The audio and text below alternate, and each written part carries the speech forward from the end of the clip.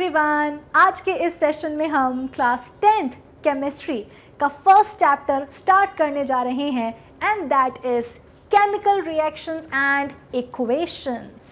आज के इस सेशन से हम ये चैप्टर एकदम प्रॉपरली स्टार्ट करने जा रहे हैं और इस सेशन में हम इस चैप्टर का पहला टॉपिक, फर्स्ट टॉपिक डिस्कस करने जा रहे हैं and that is physical and chemical changes. आज के इस सेशन में हम बात करेंगे चेंजेस के ऊपर, चेंजेस जिनको हम डिवाइड कर देते हैं दो कैटेगरीज में, physical changes and chemical changes. तो आज का ये सेशन हम डेडिकेट करते हैं to physical and chemical changes. I hope कि इस सेशन का जो टारगेट है वो आप लोगों को समझ में आया होगा। तो अब एक काम करते हैं, फटाफट से इस सेशन को हम करते हैं start. So this is Vibhuti Khare, welcome to Magnet Brains, जहां पर आपको सभी चैप्टर्स के वीडियो लेक्चर्स मिलते हैं बिल्कुल फ्री ऑफ कॉस्ट। यानी कि मैग्नेट ब्रेन्स में आपको 2 चैप्टर्स पढ़ने के बाद किसी भी तरह का पेमेंट करने की या पैकेज परचेज करने की रिक्वायरमेंट बिल्कुल भी नहीं है, क्योंकि मैग्नेट ब्रेन्स आप सभी तक पहुंचा रहा है क्वालिटी एजुकेशन बिल्कुल फ्री ऑफ कॉस्ट। तो इसी अच्छी बात से हम स्टार्ट कर लेते हैं आज का हमारा ये सेशन, जहां पर हम बात करेंगे केमिस्ट्री के first chapter chemical reactions and equations के फर्स्ट टॉपिक के ऊपर and that is physical and chemical changes. तो आज के इस सेशन की शुरुआत हम करते हैं और सबसे पहले बात करते हैं चेंजेस की। देखो, ऐसा है कि रोजमर्रा की जिंदगी में हमारे आसपास कई तरह के चेंजेस होते हैं, लेकिन हम इतने यूज्ड टू हो चुके हैं उन चेंजेस से, मतलब उन चेंजेस को देखने की हमारी इतनी आदत हो गई है कि कहीं ना कहीं उन चेंजेस को नोटिस करना या ऑब्जर्व करना हम छोड़ ही देते हैं कि देखो ये एक चेंज हुआ, ये एक चेंज हुआ, एक और चेंज हो गया, एक और चेंज हो गया। हम ऐसा करना छोड़ देते हैं, है ना। मैं आपको कुछ एग्जाम्पल्स बताती हूँ, तो एग्जाम्पल्स से आपको मेरी ये बात और बेहतर तरीके से समझ में आएगी, क्लियर हो जाएगी। ठीक है, यहाँ देखो, आपकी एक फ्रेंड है जिसके बाल कुछ इस तरीके से इतने लंबे हैं। क्या बोला मैंने, क्या बोल दिया मैंने कि आपकी एक फ्रेंड है जिसके बाल कुछ इस तरीके से इतने लंबे हैं। ठीक है, एक दिन आपकी फ्रेंड ने जाकर के अपने बाल थोड़े से कटवा लिए। बेसिकली आपकी फ्रेंड ने हेयर कट करवा लिया। नेक्स्ट डे जब आपने अपनी फ्रेंड को देखा तो आपने सोचा कि यार इसके बाल तो छोटे लग रहे हैं। तो आपने जाकर के उससे पूछ लिया कि बहन सच सच बताना, तूने हेयर कट करवाया है ना। तो आपकी फ्रेंड ने बोला हाँ यार, मेरे बाल ना नीचे से थोड़े से ख़राब से हो रहे थे तो मैंने अपने बाल ट्रिम करवा लिए हैं। बेसिकली आपकी फ्रेंड ने हेयर कट करवा लिया। क्या किया आपकी फ्रेंड ने, हेयर कट करवा लिया है। ठीक है, तो यार ये एक चेंज हुआ ना। कैसे, पहले आपकी फ्रेंड के बाल कुछ ऐसे हुआ करते थे, अब ऐसे हो गए, है कि नहीं। पहले आपकी फ्रेंड के बाल ऐसे हुआ करते थे, अब ऐसे हो गए हैं। तो ये चेंज हुआ कि नहीं हुआ, बिल्कुल हुआ। किस में हुआ, तो फ्रेंड के बालों में चेंज हुआ है भाई, मुंह पर चेंज नहीं हुआ, बालों में चेंज हुआ है ना।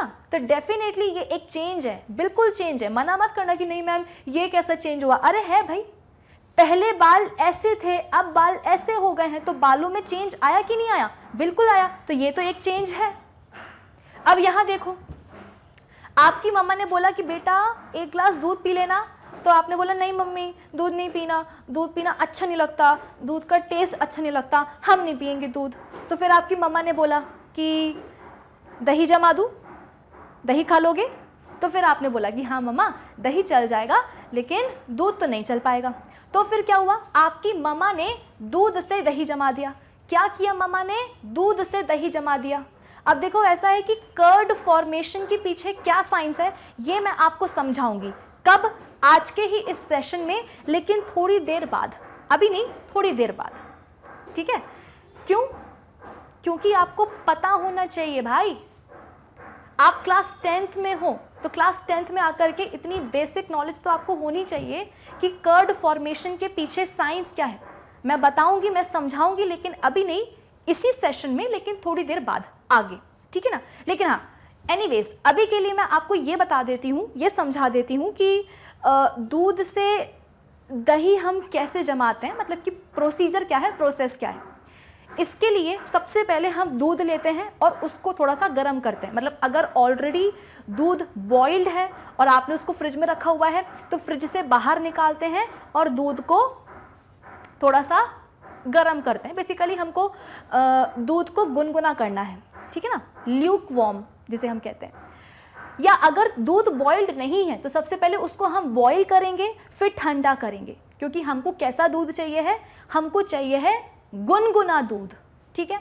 फिर इसके बाद में जो पहले से ही बना हुआ दही है या जो पहले से ही जमा हुआ दही है, कुछ भी बोल सकते हो आप, वो दही हम लेते हैं। कितना? 1 चम्मच या आधा चम्मच, और उस दही को हम अपने गुनगुने दूध में डाल देते हैं, थोड़ा सा मिक्स कर लेते हैं और फिर 5 से 6 घंटे के लिए उस मिक्सचर को छोड़ देते हैं एट रूम टेम्परेचर।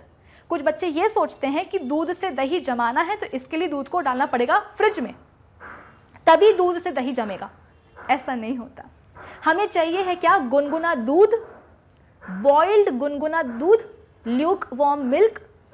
फिर इसके बाद में जो है बना हुआ दही चाहिए हमको, जिसको हम हिंदी में जामन कहते हैं, है ना। जामन या जामुन, नहीं जामुन तो होता है, जामन कहते हैं, है ना। तो कितना चाहिए है? 1 चम्मच चाहिए है या आधा चम्मच चाहिए है। तो उस दही को हम क्या करते हैं, उस दही को हम गुनगुने दूध में डाल देते हैं और थोड़ा सा मिक्स कर देते हैं, और मिक्स करने के बाद 5 से 6 घंटे के लिए छोड़ देते हैं रूम टेम्परेचर पर ही। फ्रिज में डालने की ज़रूरत नहीं होती है, रूम टेम्परेचर पर ही उस मिक्सचर को छोड़ दिया जाता है 5 से 6 घंटे के लिए या रात भर। और जब 5 से 6 घंटे बाद हम जाकर के देखते हैं तो दही जम चुका रहता है या दही बन चुका रहता है, कुछ भी बोल लो। तो ये प्रोसेस है, ये प्रोसीजर है कि कुछ इस तरीके से हम दूध से दही जमाते हैं, ठीक है। वो सब छोड़ो, ये चेंज हुआ कि नहीं हुआ? बिल्कुल हुआ। पहले हमारे पास दूध था, पहले हमारे पास क्या था? दूध था। अब हमारे पास क्या आ गया? दही आ गया। आ रही मेरी बात समझ में? कि जैसे ये एक चेंज है, वैसे ही ये भी तो एक चेंज है कि पहले हमारे पास दूध था, अब हमारे पास दही आ गया। दही भी कैसे आया है? उसी दूध से आया है। ऐसा तो नहीं कि पहले से ही हमारे पास दही था, नहीं। पहले तो इनिशियली हमारे पास दूध ही था, इनिशियली हमारे पास मिल्क ही था, वही मिल्क जिसको हमने पीने से मना कर दिया था कि नहीं मम्मी दूध नहीं पीना है हमको। तो इनिशियली हमारे पास मिल्क ही था और उसी मिल्क से क्या हुआ है? दही जम गया है। तो अब हमारे पास दही आ गया। तो पहले हमारे पास दूध था, बाद में हमारे पास दही आ गया। तो ये भी तो एक चेंज हुआ कि नहीं हुआ? दूध से दही जमना, ये भी तो एक चेंज हुआ। बिल्कुल हुआ, मना मत करना। अरे तुम लोग हर चीज़ के लिए मना कर देते हो कि मैम ये भी नहीं, ये भी नहीं। नहीं यार, ये भी चेंज है, ये भी चेंज है। यहाँ पर बालों में चेंज आया था, पहले बाल ऐसे थे, अब बाल ऐसे हो गए हैं। यहाँ पर इनिशियली हमारे पास दूध था, अब हमारे पास दही आ गया है। आई मेरी बात समझ में? चलो, अच्छा, दही कहाँ से आया है? उसी दूध से आया है, ठीक है, जिसको पीने से आपने मना किया हुआ था। चलो आगे बढ़ते हैं। अब देखो, अब आपने खाया है पिज्ज़ा। अब आप बोलोगे कि मैम आप हमको पिज़्ज़ा खिला रही हो? पिज़्ज़ा? हाँ। अगर मैं बोलूँगी कि आपने खाई है लौकी या टिंडा या कद्दू या गिलकी या करेला, तो इतना सुनते ही ना भाग जाओगे आप कि नहीं मैम ऐसी गंदी बातें हमसे मत किया करो, हमें लौकी, टिंडा और क्या बोलते हैं कद्दू, गिलकी, करेला ये सब मत खिलाओ, हम भाग जाएंगे यहाँ से। हमसे अच्छी अच्छी बातें करो, ठीक है। तो आप लोग सेशन में बने रहो, सेशन को पूरा देखो। इसीलिए आपके मन की मैं बात कर देती हूँ कि हमने खाया है क्या, आपने क्या, मैंने भी खाया है क्या? पिज़्ज़ा, ठीक है ना।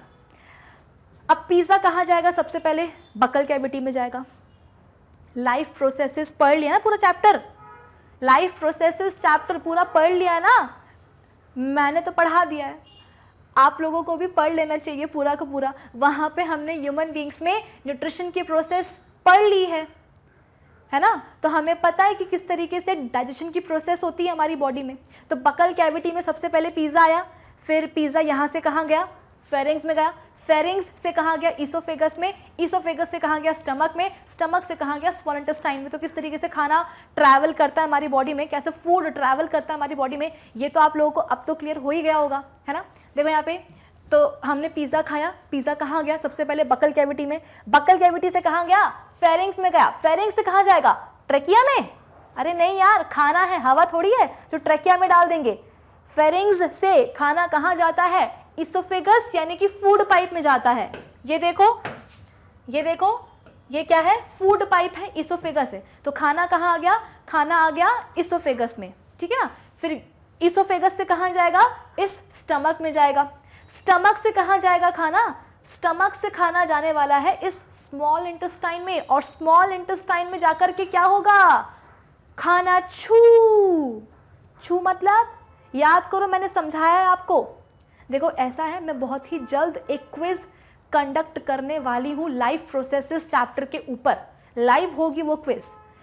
क्वेश्चंस मैं पूछूंगी, आपको उन्हें आंसर करना पड़ेगा। आंसर आप तभी कर पाओगे जब आपने सारे सेशंस देख लिए होंगे। और वैसे भी हम एक नया चैप्टर केमिस्ट्री का स्टार्ट कर रहे हैं, तो इसको पढ़ने के लिए, है ना, आपको जो प्रीवियस चैप्टर हम पढ़ चुके हैं लाइफ प्रोसेसेस, ये तो आपको रिवीजन, मतलब उसका रिवीजन तो आपको करते ही रहना चाहिए। ऐसा ना हो कि आगे पाठ और पीछे सा पाठ, ये मेरी क्लास में नहीं चलता, ये आपको बात पहले से पता है, ठीक है। तो जो जिन बच्चों ने अभी तक वो सारे सेशंस नहीं देखे हैं उस चैप्टर के देख लो। क्विज करूंगी मैं, क्वेश्चंस पूछूंगी मैं, तो आंसर आपको देना पड़ेगा, तभी दे पाओगे जब सारे सेशंस देखे होंगे, ठीक है ना। तो मैंने आपको बताया था कि डाइजेशन की आखिरी आहुति हम कहाँ देते हैं, स्मॉल इंटेस्टाइन में। आई मेरी बात समझ में। तो सीधी सी बात है, खाना जो है बकल कैविटी से फेरिंग्स में गया, फेरिंग्स से ईसोफेगस में, ईसोफेगस से स्टमक में, स्टमक से कहाँ, स्मॉल इंटेस्टाइन में, और फिर यहाँ पर आकर के खाने का डाइजेशन हो जाता है। स्मॉल इंटेस्टाइन में आकर के खाने का डाइजेशन हो जाता है। डाइजेशन मतलब क्या, अरे ये भी तो एक चेंज ही हुआ ना। डाइजेशन मतलब क्या, ये भी तो एक चेंज हुआ। भाई आपने जो खाना खाया था वो तो कॉम्प्लेक्स फूड था, फिर इसके बाद में उसको सिंपलर सब्सटेंसेस में तोड़ा गया, जिसको हम क्या बोलते हैं, डाइजेशन बोलते हैं। फिर उन सिंपलर सब्सटेंसेस को अब्जॉर्ब किया जाएगा, फिर एसिमिलेट किया जाएगा, है ना। अब्जॉर्प्शन में क्या होता है, जो सिंपल फूड सब्सटेंसेस हैं, टू बी मोर स्पेसिफिक, जो सिंपलर फूड सब्सटेंसेस हैं, जो न्यूट्रिएंट्स हैं, है ना। भाई खाना आपने खाया वो तो कॉम्प्लेक्स फूड था, उसको तोड़ा गया डाइजेशन में, सिंपलर सब्सटेंसेस में। वही simpler substances, to be more specific, वही न्यूट्रिएंट्स जैसे कि अमीनो एसिड्स, ग्लूकोज कहाँ गए, ब्लड में गए, जिसे हम बोलते हैं अब्जॉर्प्शन। फिर ब्लड से कहाँ गए, सेल्स में गए, जिसे हम क्या बोलते हैं, एसिमिलेशन। तो आगे की प्रोसेस तो आपको पता है, लेकिन डाइजेशन में क्या हो रहा है, complex food substances simpler food substances में टूट रहे हैं कि नहीं टूट रहे हैं, बिल्कुल टूट रहे हैं। तो जो टूट फूट चल रही है ये भी तो क्या है, एक चेंज ही तो हुआ ना। तो this is also a change.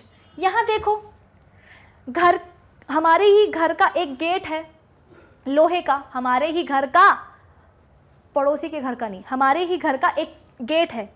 किसका है, लोहे का है। जो मेन गेट होता है ना वो तो लोहे का ही होता है। तो लोहे का गेट है, उस पे जो है ना हमने बढ़िया सा ग्रीन कलर जो है ना करवाया था, पेंट करवाया था ग्रीन कलर का। फिर क्या हुआ कि कुछ कुछ जगह से पेंट जो है वो निकल गया, और फिर बारिश का मौसम आ गया, और फिर जब कुछ टाइम बाद हमने जाकर के देखा तो कुछ ब्राउन ब्राउन जो है गेट पर दिखाई देने लगा। गेट पर कुछ ब्राउन ब्राउन, कुछ कुछ कुछ कुछ कुछ ब्राउन ब्राउन आपको यहाँ पर दिखाई देगा। तो ऐसा नहीं है कि गेट पर पेंट नहीं करवाया था, भाई लोहे का गेट है तो पेंट तो करवाया ही जाएगा। बढ़िया आपने ग्रीन कलर का पेंट करवाया था, लेकिन कुछ जगह से निकल गया था पेंट, क्योंकि गेट पुराना हो गया था। बारिश का मौसम आया, कुछ दिनों बाद जाकर के देखा तो कुछ ब्राउन ब्राउन गेट पर दिखाई देने लगा। जब उसको जाकर के हमने टच किया अपनी उंगलियों से, तो फिंगर टिप्स पर कुछ रेडिश ब्राउन सब्सटेंस जो है ना, कुछ पाउडरी सब्सटेंस आकर के चिपक गया। तो फिर हमने मम्मी को बोला कि मम्मी पापा जंग लग गई है गेट में। ये क्या है भाई, जंग लगना इसको हम बोलते हैं। जो रेडिश ब्राउन सब्सटेंस आपकी उंगलियों में चिपक गया था ना, उसको हम क्या बोलते हैं, रस्ट बोलते हैं। तो बेसिकली ये भी तो एक चेंज ही हुआ ना, कि अच्छा खासा आपका लोहे का गेट था, उसके ऊपर जंग लग गई। आमतौर पर लोहे की चीज़ों के ऊपर जंग कहाँ लगती, लेकिन यहाँ लग गई ना, मतलब जंग लगना इज़ वेरी कॉमन, कोई बहुत अनोखी चीज़ नहीं हुई है कि डिस्कवरी वाले आ जाएंगे आपके घर के सामने कि अरे अरे अरे जंग लगी, ऐसा नहीं होगा। जंग लगना इज़ कॉमन, लेकिन आमतौर पर जो लोहे की चीज़ें हम यूज़ करते हैं उनमें जंग नहीं लगती है, मतलब उसको हम जंग से बचाते हैं। लेकिन गेट पर जंग लग गई है, रस्टिंग हो गई है, तो ये भी एक चेंज हुआ। ठीक है, अब यहाँ देखो, आगे बढ़ो भाई। हाँ, आपने बोला कि मम्मी शरबत पीना है, बना दो, तो मम्मी ने बोला नहीं खुद बनाओ, मैं थक गई हूँ, मैं जा रही हूँ सोने के लिए। वैसे भी अभी अभी तुम्हारे लिए मैंने दूध का दही जमाया था, मैं थक गई, इतना काम करके मैं जा रही हूँ सोने के लिए, खुद बना लो। तो आपने सोचा कि अरे यार बिना मतलब शरबत के तो मन लगेगा नहीं, चलो बनाते हैं, है ना।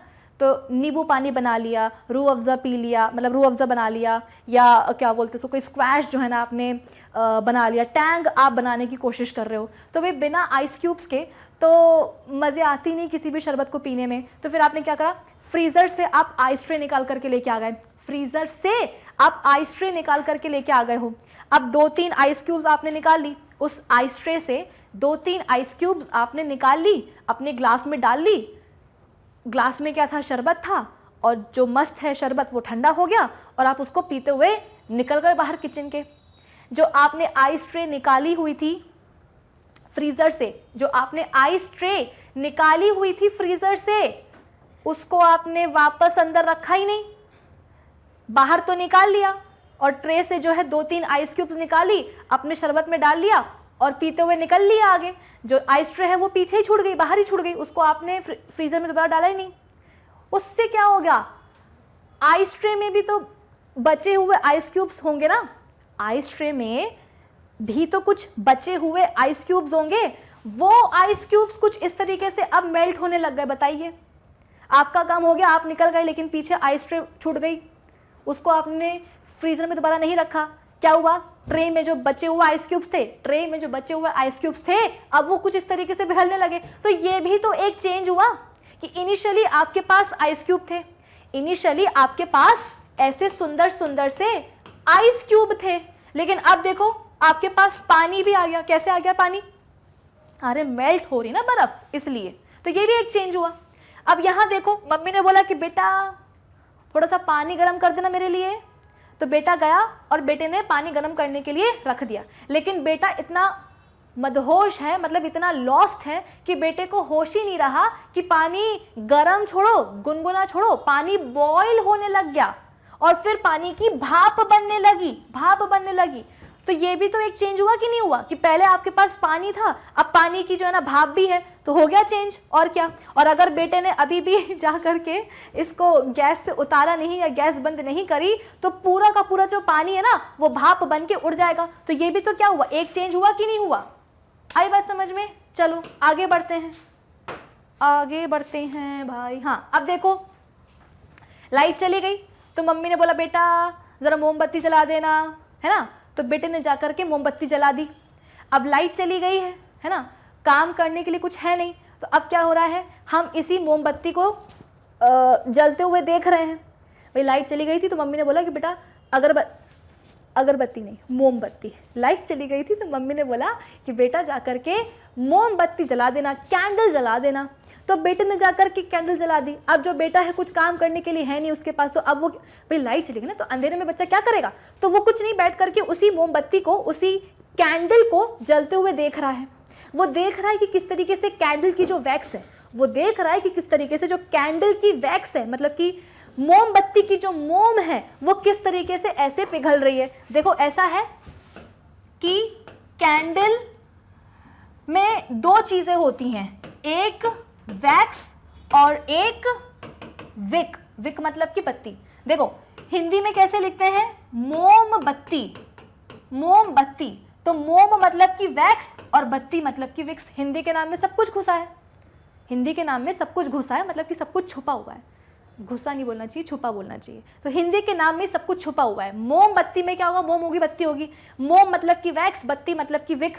वो जो आप जलाते हो ना भाई, अगर आपको मोमबत्ती जलानी है तो आप क्या करोगे, उसकी वैक्स में आग लगाओगे या जो बत्ती निकली रहती है, ऐसी बत्ती निकली रहती है उस पर आग लगाओगे, उसी पे लगाओगे ना, तो उसको हम बोलते हैं क्या, बत्ती, इंग्लिश में बोलते हैं विक, और क्या होता है, वैक्स होती है।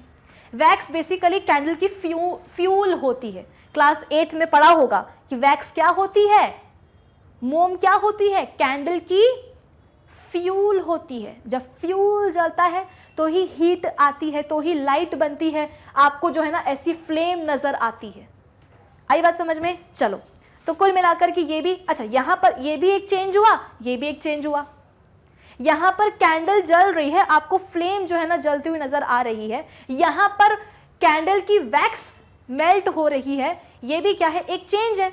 भाई इनिशियली तो आपके पास बड़ी खूबसूरत सी शेप की कैंडल थी, बड़ी ही बढ़िया से शेप की कैंडल थी आपके पास इनिशियली, लेकिन जैसे ही उस कैंडल को जलाया, जैसे ही उस कैंडल को जलाया तो उस कैंडल की जो वैक्स है वो पिघलने लग गई, वो पिघलने लग गई, वो लिक्विड स्टेट में आ गई। भाई पहले तो जो कैंडल की जो वैक्स थी वो तो सॉलिड स्टेट में ही थी, लेकिन जैसे ही मोमबत्ती जलाई वो पिघलने लगी, वो लिक्विड स्टेट में आ गई। तो भाई ये भी तो एक चेंज हुआ कि नहीं हुआ? बिल्कुल हुआ, मना मत करना। आई बात समझ में? अब देखो, अब लाइट तो चली गई थी, लाइट तो चली गई थी, करने के लिए कुछ था नहीं, तो बच्चा जो है कब तक जलती हुई कैंडल को, उसकी मोम को पिघलते हुए देखेगा। बच्चे ने सोचा चलो मैं काम करता हूँ, मैं ना एरोप्लेन बनाता हूँ, तो वो एक शीट लेकर के आया और लगा पड़ा है अब उसको फोल्ड करने के लिए, ताकि क्या बन जाए, एरोप्लेन बन जाए। तो यार ये भी तो एक चेंज हुआ ना। कैसे? इनिशियली तो बच्चे के पास क्या था, एक इंटैक्ट पेपर था, एक इंटैक्ट शीट थी, लेकिन फिर उसको फोल्ड किया उसने, और क्या करा, फोल्ड करके एक पेपर का एरोप्लेन बना दिया, मतलब कि पेपर से उसने कुछ अलग ही स्ट्रक्चर जो है बना दिया है। तो ये भी तो एक चेंज हुआ कि इनिशियली तो अपने पास क्या था, एक पेपर ही था, एक शीट ही थी, बाद में क्या बना, उसका एरोप्लेन बना। तो ये भी तो क्या हुआ, चेंज हुआ। ऐसे तो नहीं कि शुरू से क्या था, बच्चे के पास एरोप्लेन था, नहीं, शुरू से उसके पास एक इंटैक्ट शीट थी जिसको उसने फोल्ड करके पेपर बनाया, जिसको उसने फोल्ड करके पेपर का एरोप्लेन बनाया। ठीक है, तो ये भी एक चेंज हुआ। अब मुद्दा ये है कि जो एरोप्लेन बच्चे ने बनाया था पेपर का, वो इतना गंदा बना कि वो उड़ ही नहीं पाया। तो बच्चे को आई गुस्सा, उसने क्या करा, जा करके जला दिया पेपर को। तो यहां पर पेपर जल रहा है, बर्निंग ऑफ पेपर। तो ये भी तो एक चेंज हुआ कि नहीं हुआ? कैसे भाई, जब पेपर जलता है तो क्या होता है, पेपर जब जलता है तो थोड़ा सा धुआं निकलता है, राख पीछे छूटती है।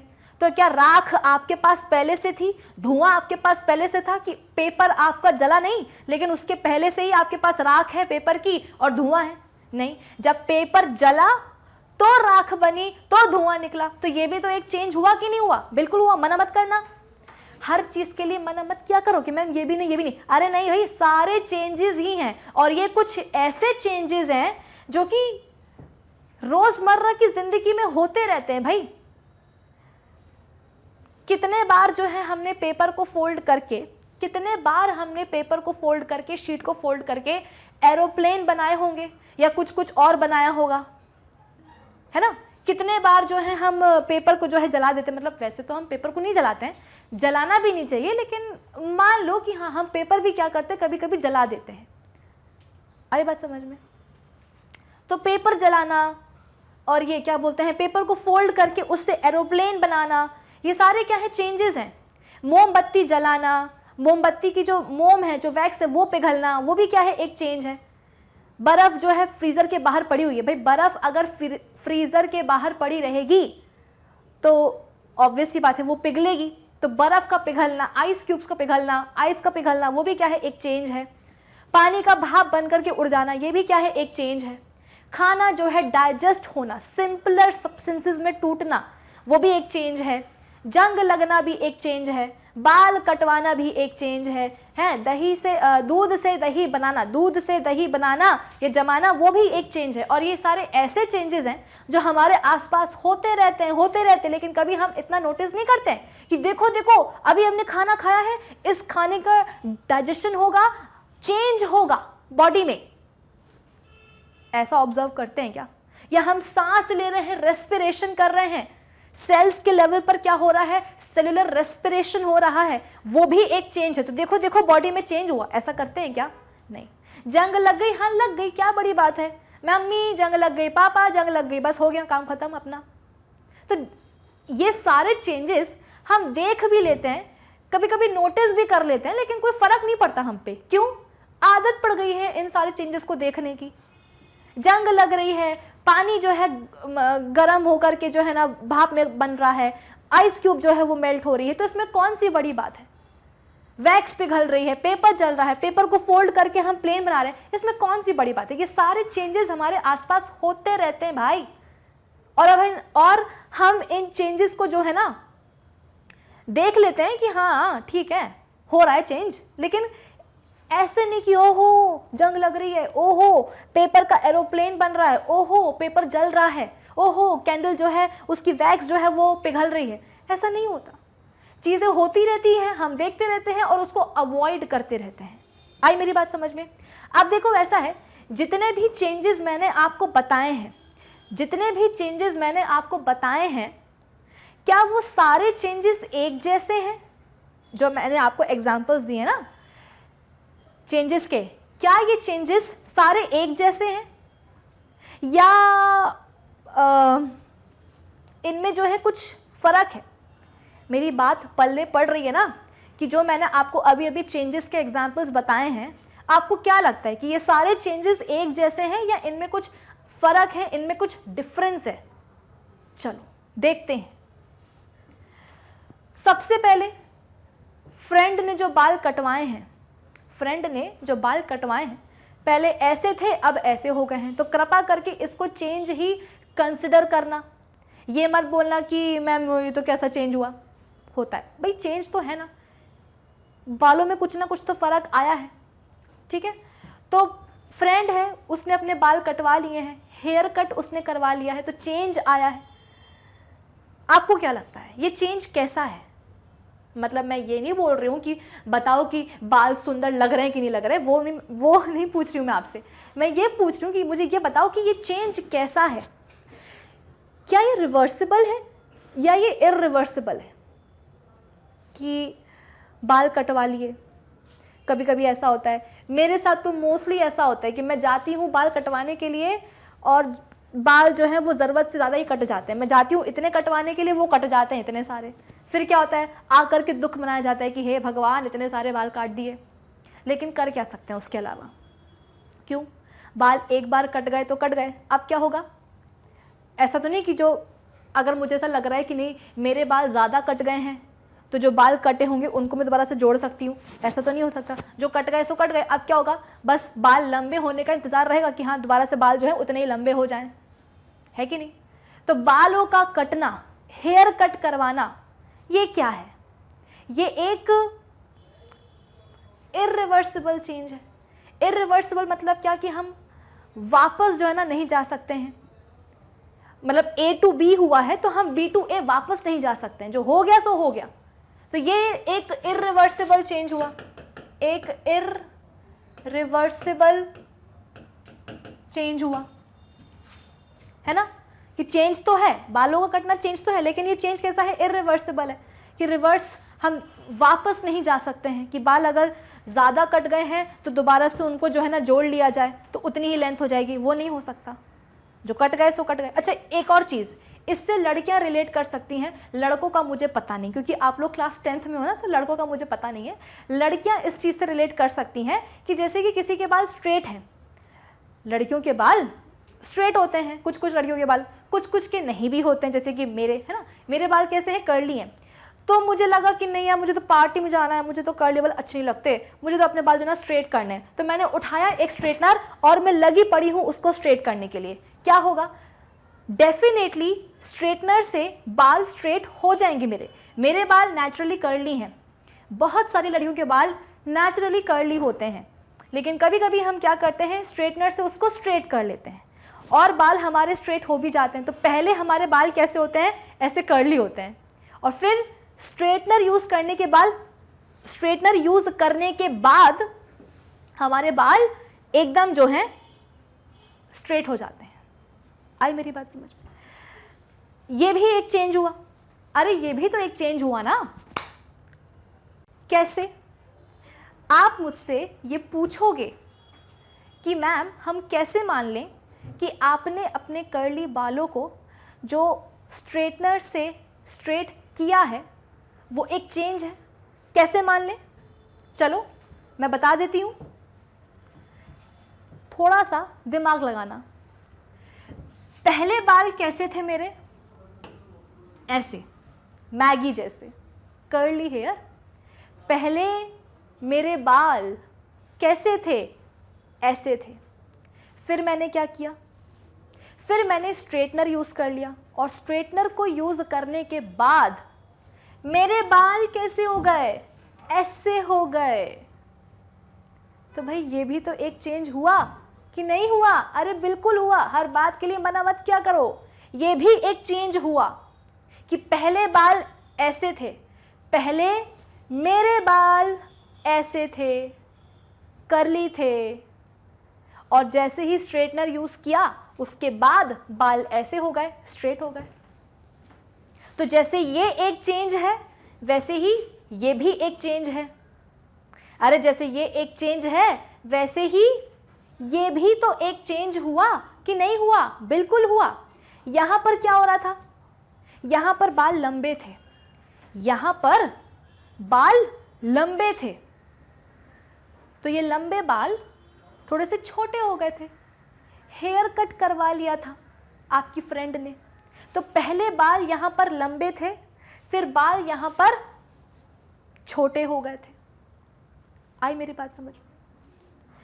तो यहाँ पर तो आपको चेंज देखने को मिला कि हाँ मैम ठीक है, चलो ठीक है, मान लिया हमने कि बालों में चेंज हुआ है। बालों में चेंज हुआ है, पहले बाल लंबे थे अब बाल छोटे हो गए। तो फिर यहाँ पर भी तो चेंज हुआ ना। यहाँ पर भी तो पहले बाल ऐसे कर्ली थे, मेरे बाल पहले कैसे थे? ऐसे कर्ली थे। फिर मैंने रगड़ के जो है स्ट्रेटनर यूज़ कर लिया, और फिर क्या हुआ?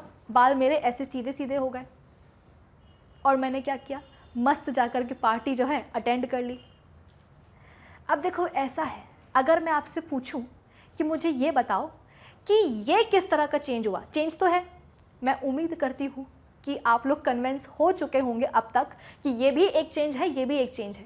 मैंने अपने कर्ली बालों को जो स्ट्रेटनर से स्ट्रेट किया है वो भी एक चेंज है। मैं मानती हूँ कि मतलब ये मैं मान के चलती हूँ कि आप इस बात से कन्विंस हो गए होंगे कि ये भी क्या है? बालों में एक चेंज है। ये भी क्या है? बालों में एक चेंज है। लेकिन अगर मैं आपसे पूछूं कि ये चेंज कैसा है, रिवर्सिबल है या इररिवर्सिबल है? रिवर्सिबल है या इररिवर्सिबल है? तो लड़कियां इस चीज से रिलेट करेंगी जिनके बाल कर्ली होते हैं और जो स्ट्रेट करने की कोशिश करती हैं, जिनके बाल नेचुरली कर्ली होते हैं और जो लड़कियां अपने बाल स्ट्रेट करने की कोशिश करती हैं, उनको ये बात बहुत ही बेहतरीन तरीके से पता होगी कि मैम आपने तो दुखती नस पर जो है हाथ रख दिया। क्या? कि ये जो चेंज है ना, ये रिवर्सिबल है। ये कैसा है? रिवर्सिबल चेंज है। मतलब कि हम वापस जा सकते हैं। अगर हम A to B आए हैं तो हम B to A भी वापस दौड़ सकते हैं। कैसे? अरे दद्दा, अगर बालों को स्ट्रेट किया गया है तो बाल धो लो जा करके, अगले ही सेकंड दोबारा से क्या होंगे? कर्ली हो जाएंगे। तो ये इस चीज़ से लड़कियां रिलेट कर सकती हैं। लड़कों का मुझे नहीं पता, ठीक है ना, लेकिन लड़कियों को तो ये बात अच्छी तरीके से समझ में आती होगी कि हाँ मैम ये तो आपने बिल्कुल जो है ना, मतलब ऐसा आपने बोल दिया है कि अब क्या ही बोलें। सारा दुख दर्द हमको जो है ना याद आ गया है कि 4 दिन पहले जो है हमने बड़ी मेहनत करके अपने कर्ली बालों को स्ट्रेट किया था, और बड़ा जो है ना हम इतराए थे कि ओह मेरे बाल। और फिर इसके बाद में 4 दिन बाद या तो बारिश हो गई या जाकर के हेयर वॉश करवा लिया, तो ये देखो फिर मुड़ गए। अब बताइए, तो डेफिनेटली ये क्या है? एक रिवर्सिबल चेंज है। ठीक है, अब बालों को छोड़ो, दही पर आओ। ये कैसा चेंज है? बताइए, ये कैसा चेंज है? रिवर्सिबल या इररिवर्सिबल? रिवर्सिबल और इररिवर्सिबल का मतलब समझ में आ रहा है ना। रिवर्सिबल मतलब क्या? कि हम रिवर्स जा सकते हैं, कि A to B आए हैं तो दोबारा B to A जा सकते हैं। इररिवर्सिबल का मतलब क्या है? इररिवर्सिबल का मतलब ये है कि हम A to B आ चुके हैं तो आ चुके हैं, A to B आ चुके हैं तो आ चुके हैं, आप B to A वापस नहीं जा सकते। तो बताइए, क्या ये एक रिवर्सिबल चेंज है या एक ये इररिवर्सिबल चेंज है? मेरे हिसाब से तो ये एक इर्रिवर्सिबल, इर्रिवर्सिबल चेंज है, इर्रिवर्सिबल चेंज है। कैसे भैया? दूध से दही जमा लोगे तो जम गया दही, दूध से दही जमा लोगे तो जम गया दही। अब क्या दही से आप वापस दूध बना सकते हो क्या? कभी कभी सुना है कि आपने बोला है कि मम्मी दूध अच्छा नहीं लगता, आप तो दही जमा दो, तो आपकी मम्मा ने क्या करा, दूध से दही जमा दिया। फिर आपने दूध दही खा करके बोला कि अरे यार मम्मी दही तो और बकवास लग रहा है, एक काम करो दूध ही ले आओ। तो मम्मी क्या करेंगी? मम्मी जो है उसी दही को दूध में कन्वर्ट कर देंगी। क्या सुपर नेचुरल पावर नहीं है हमारी मम्मी के पास, ठीक है, कि वो पहले आपके लिए दूध से दही बना दें, दही अच्छा नहीं लगा तो अब वो दही से दूध बना दें दोबारा से। ऐसा नहीं होगा। A to B चले गए हैं तो अब चले गए हैं, अब वापस नहीं आ सकते। मतलब कि दूध से दही बन चुका है तो बन चुका है, दूध का दही हो चुका है तो हो चुका है। अब दही से दूध नहीं बनाई जा सकती है भाई। दही से आप मठा बना लो, लस्सी बना लो, लेकिन दही से अब दोबारा दूध नहीं बनने वाला। तो ये क्या है? ये एक इर्रिवर्सिबल चेंज है। आई बात समझ में आई कि नहीं आई? मुद्दा तो ये ना कि बात समझ में आनी चाहिए। ओहो ज़्यादा ही आगे बढ़ गए। यहाँ देखो, अब जो है पेट में पिज़्ज़ा डाइजेस्ट हो गया, मतलब बॉडी में पिज़्ज़ा का डाइजेशन हो गया। तो आपको क्या लगता है, ये एक रिवर्सिबल चेंज है या ये एक इर्रिवर्सिबल चेंज है? रिवर्सिबल मतलब A to B फिर वापस B to A, इर्रिवर्सिबल मतलब A to B तो मतलब A to B, अब वापस नहीं जा सकते। तो मेरे हिसाब से तो ये भी क्या होगा, एक इर्रिवर्सिबल चेंज होगा। IC मतलब कि इर्रिवर्सिबल चेंज, कि भाई एक बार पिज्जा डाइजेस्ट हो गया तो हो गया। अब डाइजेस्टेड पिज्जा से दोबारा एक इंटैक्ट पिज्जा बना सकते हो क्या? कि आपने जो है पिज्जा ऑर्डर किया था और जो आपका छोटा भाई था वो उस समय घर पे नहीं था, तो आपने पूरा का पूरा पिज्जा खुद ही जो है ना डकार लिया। अब इसके बाद में आपका भाई आया कि कहाँ है मेरा हिस्सा, कहाँ है मेरा शेयर, कहाँ है मेरे हिस्से का पिज्जा। तो आप क्या करो, दोबारा से उसको अपने पेट से बाहर निकाल करके एक इंटैक्ट पिज्जा बना रहे हो। कर सकते हो क्या? That's very gross, I know, लेकिन समझाने के लिए समझाना पड़ता है कि एक बार पिज्जा खा लिया फिर उसको बाहर निकाल लिया और बाहर निकाल करके जो है ना बढ़िया सा पिज्जा बना दिया। हो सकता है क्या? नहीं हो सकता। इसका मतलब क्या कि ये भी एक इर्रिवर्सिबल चेंज है। कि डाइजेशन क्या है, डाइजेशन क्या है, एक इर्रिवर्सिबल चेंज है कि एक बार डाइजेशन हो गई सो हो गई, खत्म बात। जंग लगना, अब आप बोलोगे कि मैम जंग लगना तो डेफिनेटली क्या है, जंग लगना तो डेफिनेटली एक रिवर्सिबल चेंज है। कैसे? तो आप बोलोगे कि मैम सुनो, लोहे के गेट पर जंग लग गई, हाँ लग गई, ठीक है, चेंज तो हो गया, ये जंग लगना चेंज हो गया। लेकिन फिर हम क्या करेंगे, अब हम पेंट लेकर के आएंगे और जहां जहां पेंट छूटा हुआ था वहां पर हम 4 कोटिंग में क्या करेंगे, पेंट उठा करके कर देंगे ताकि जंग ना लग पाए। बिल्कुल सही बात है भाई, जंग लगना तो अच्छी बात नहीं है। ऐसे तो पूरा का पूरा जो गेट है वो बर्बाद हो जाएगा। तो जंग ना लगे, मतलब जंग आप बोल सकते हो कि ना लगे गेट के ऊपर, तो इसीलिए आपने क्या करा, जाकर के पेंट कर दिया, बहुत अच्छी बात है। लेकिन ये रिवर्सिबल चेंज कैसे हुआ? तो आप बोलोगे कि मैम जंग लग रही थी ना, हमने पेंट कर दिया, अब जंग नहीं लगेगी।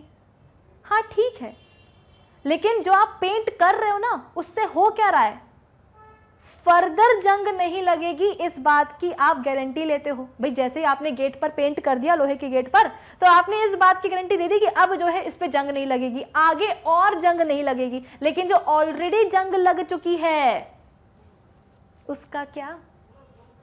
जो ऑलरेडी जब आपने जाकर के छुआ था ना गेट को, तो वो जो रेडिश ब्राउन सब्सटेंस आपके हाथ में आकर के, रेडिश ब्राउन पाउडर आकर के आपके हाथ में चिपक गया था, जिसको हम क्या बोलते हैं, रस्ट बोलते हैं। रेडिश ब्राउन पाउडर जो कि हमारी उंगलियों में आकर के चिपक गया था, उसको हम क्या बोलते हैं, रस्ट बोलते हैं। तो वो जो बन गई थी भाई, रस्ट जब आप गेट लेकर के आए थे नया नया, उस पर बढ़िया सा जो ना पेंट आपने किया हुआ था, तो उस समय तो रस्ट नहीं थी। जब पेंट कुछ जगहों से उखड़ा, जब बारिश का मौसम आया, तभी तो जंग लगी ना, तभी तो वो रेडिश ब्राउन पाउडर बना, उसके पहले तो नहीं था। तो डेफिनेटली ये भी क्या है, एक चेंज है। लेकिन ये चेंज कैसा है, इर्रिवर्सिबल है। ये चेंज कैसा है? ये एक इरिवर्सिबल चेंज है कि भाई जो हो गया सो हो गया, जो जंग लग गई सो लग गई, जो रेडिश ब्राउन पाउडर बन गया सो बन गया। अब और ना बने आगे वो पाउडर, और ना बने वो रस्ट आगे, इसीलिए क्या करते हैं? पेंट कर देते हैं। तो ये मत बोलना कि ये एक रिवर्सिबल चेंज है ना, इरिवर्सिबल चेंज है। अब देखो आइस क्यूब्स, मतलब जो पूरी की पूरी आइस ट्रे है वो तो आपने छोड़ दी थी, जो पूरी की पूरी आइस ट्रे है वो तो आपने छोड़ दी थी बाहर, और आइस ट्रे में जो आइस क्यूब्स हैं वो भी क्या होने लगी थी? मेल्ट होने लगी थी, पानी बनने लगा था उनसे। लेकिन ये कैसा चेंज है? रिवर्सिबल है कि नहीं? कैसे रिवर्सिबल? अरे यार, बर्फ अगर पिघल गई है पानी में तो उसको ले जा करके, इससे पहले कि मम्मी देख लें कि आपने जो है आइस ट्रे बाहर ही छोड़ दी है और आइस ट्रे में जो बाकी की जो बर्फ है वो पिघल रही है, आइस क्यूब्स पिघल रहे हैं, तो आप क्या करोगे? तुरंत दौड़ करके जाओगे और उसको फ्रीजर में डाल दोगे कि मम्मी को पता ना चले। कैसे मम्मी को पता नहीं चलेगा? भाई जो बर्फ पानी में मेल्ट हुई थी ना, जो बर्फ पानी में मेल्ट हुई थी उसको आपने रख दिया फ्रीजर में। अब फ्रीजर में जाकर के वो पानी फिर से क्या होगा? बर्फ में जम जाएगा। फ्रीजर में जाकर के वो पानी फिर से बर्फ में जम जाएगा यार। तो हो गया रिवर्सिबल चेंज कि मम्मी को पता ही नहीं चला। बताइए, अब यहां देखो पानी की जो है भाप बन रही है, तो आप बोलोगे कि मैम पक्के में ये तो क्या है? एक इरिवर्सिबल चेंज है। क्यों? पानी की भाप बन रही है, अब भाप तो जो है वो उड़ती जा रही है, उड़ती जा रही है, उड़ती जा रही है। भाप को हम कैसे रोकें? अरे कुछ नहीं, ढक्कन ढक दो, और क्या, एक ढक्कन लगा दो तो पानी गर्म होता रहेगा, उसकी भाप बनती रहेगी। भाप जो है ढक्कन में आकर के इकट्ठा होती जाएगी और कंडेंस होती जाएगी, दोबारा से क्या बनती जाएगी? उससे पानी बनता जाएगा।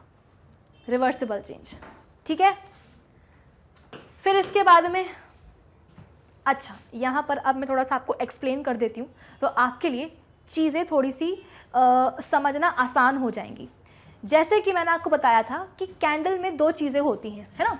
कैंडल में दो चीज़ें होती हैं, एक तो वैक्स और एक विक। विक मतलब कि बत्ती, वैक्स मतलब कि मोम। वैक्स ही क्या होती है? फ्यूल होती है। वैक्स ही क्या है? फ्यूल है कैंडल का, और इसी फ्यूल से क्या होता है? कैंडल जलती है। बेसिकली हमको एक फ्लेम जो है दिखाई देती है, ठीक है। क्या करते हैं? सबसे पहले जैसे कि देखो ये एक कैंडल है, ये एक कैंडल है, और कैंडल की जो बत्ती है वो एकदम नीचे तक जाती है, तो ये कैंडल है। कैंडल की ये क्या है? विक है, बत्ती है, और ये पूरी क्या है? ये पूरी क्या है? ये पूरी वैक्स है। ये पूरी क्या है? वैक्स है, ठीक है ना। अब क्या हुआ? बत्ती को हमने जलाया, बत्ती को हमने जलाया कुछ इस तरीके से, तो जो फ्लेम आपको नजर आती है ना, बत्ती को आपने जलाया तो ये आपको फ्लेम नजर आती है। बत्ती को जलाया तो फ्लेम नजर आती है। फ्लेम काफ़ी गर्म होती है, फ्लेम काफ़ी हॉट होती है, इतनी हॉट होती कि अगर कभी गलती से फ्लेम पर हाथ पड़ जाए या उंगली पड़ जाए तो उंगली में जो है ना या हाथ में जो है मतलब वो जल जाता है ना। तो फ्लेम काफ़ी गर्म होती है, काफ़ी हॉट होती है, और इस गर्म या इस हॉट फ्लेम से क्या होता है? आसपास की जो वैक्स है वो पिघलने लग जाती है ना। आपने बत्ती जलाई, फ्लेम प्रोड्यूस हुई, फ्लेम बहुत गर्म होती है और उस गर्माहट के कारण आसपास की जो मोम है वो पिघलने लगती है। आसपास की जो मोम है, आसपास की जो मोम है वो ऐसे पिघलने लग जाती है, कुछ इस तरीके से वैक्स जो है वो मेल्ट होने लग जाती है। फिर पिघली हुई वैक्स तो आपको नजर आ ही रही है। कुछ पिघली हुई वैक्स, कुछ पिघली हुई वैक्स बत्ती पर चढ़ जाती है। कुछ पिघली हुई वैक्स बत्ती पर जो है कुछ इस तरीके से चढ़ जाती है। कुछ पिघली हुई वैक्स, कुछ मॉल्टन वैक्स विक पर जो है चढ़ जाती है। अब क्योंकि जो बत्ती है, जो विक है, वो तो ऊपर से जल रही है। अरे जो बत्ती है, जो विक है, वो तो ऊपर से जल रही है, और इसी जलती हुई बत्ती के ऊपर क्या होता है? इसी जलती हुई विक के ऊपर कुछ पिघली हुई वैक्स क्या होती है? ऊपर चढ़ जाती है, और फ्लेम के पास पहुंचने पर वो जो वैक्स है वो जलना शुरू कर देती है। वो जो मॉल्टन वैक्स है, जो मॉल्टन वैक्स है ना, मॉल्टन वैक्स जो है वो जैसे ही फ्लेम के पास जाएगी,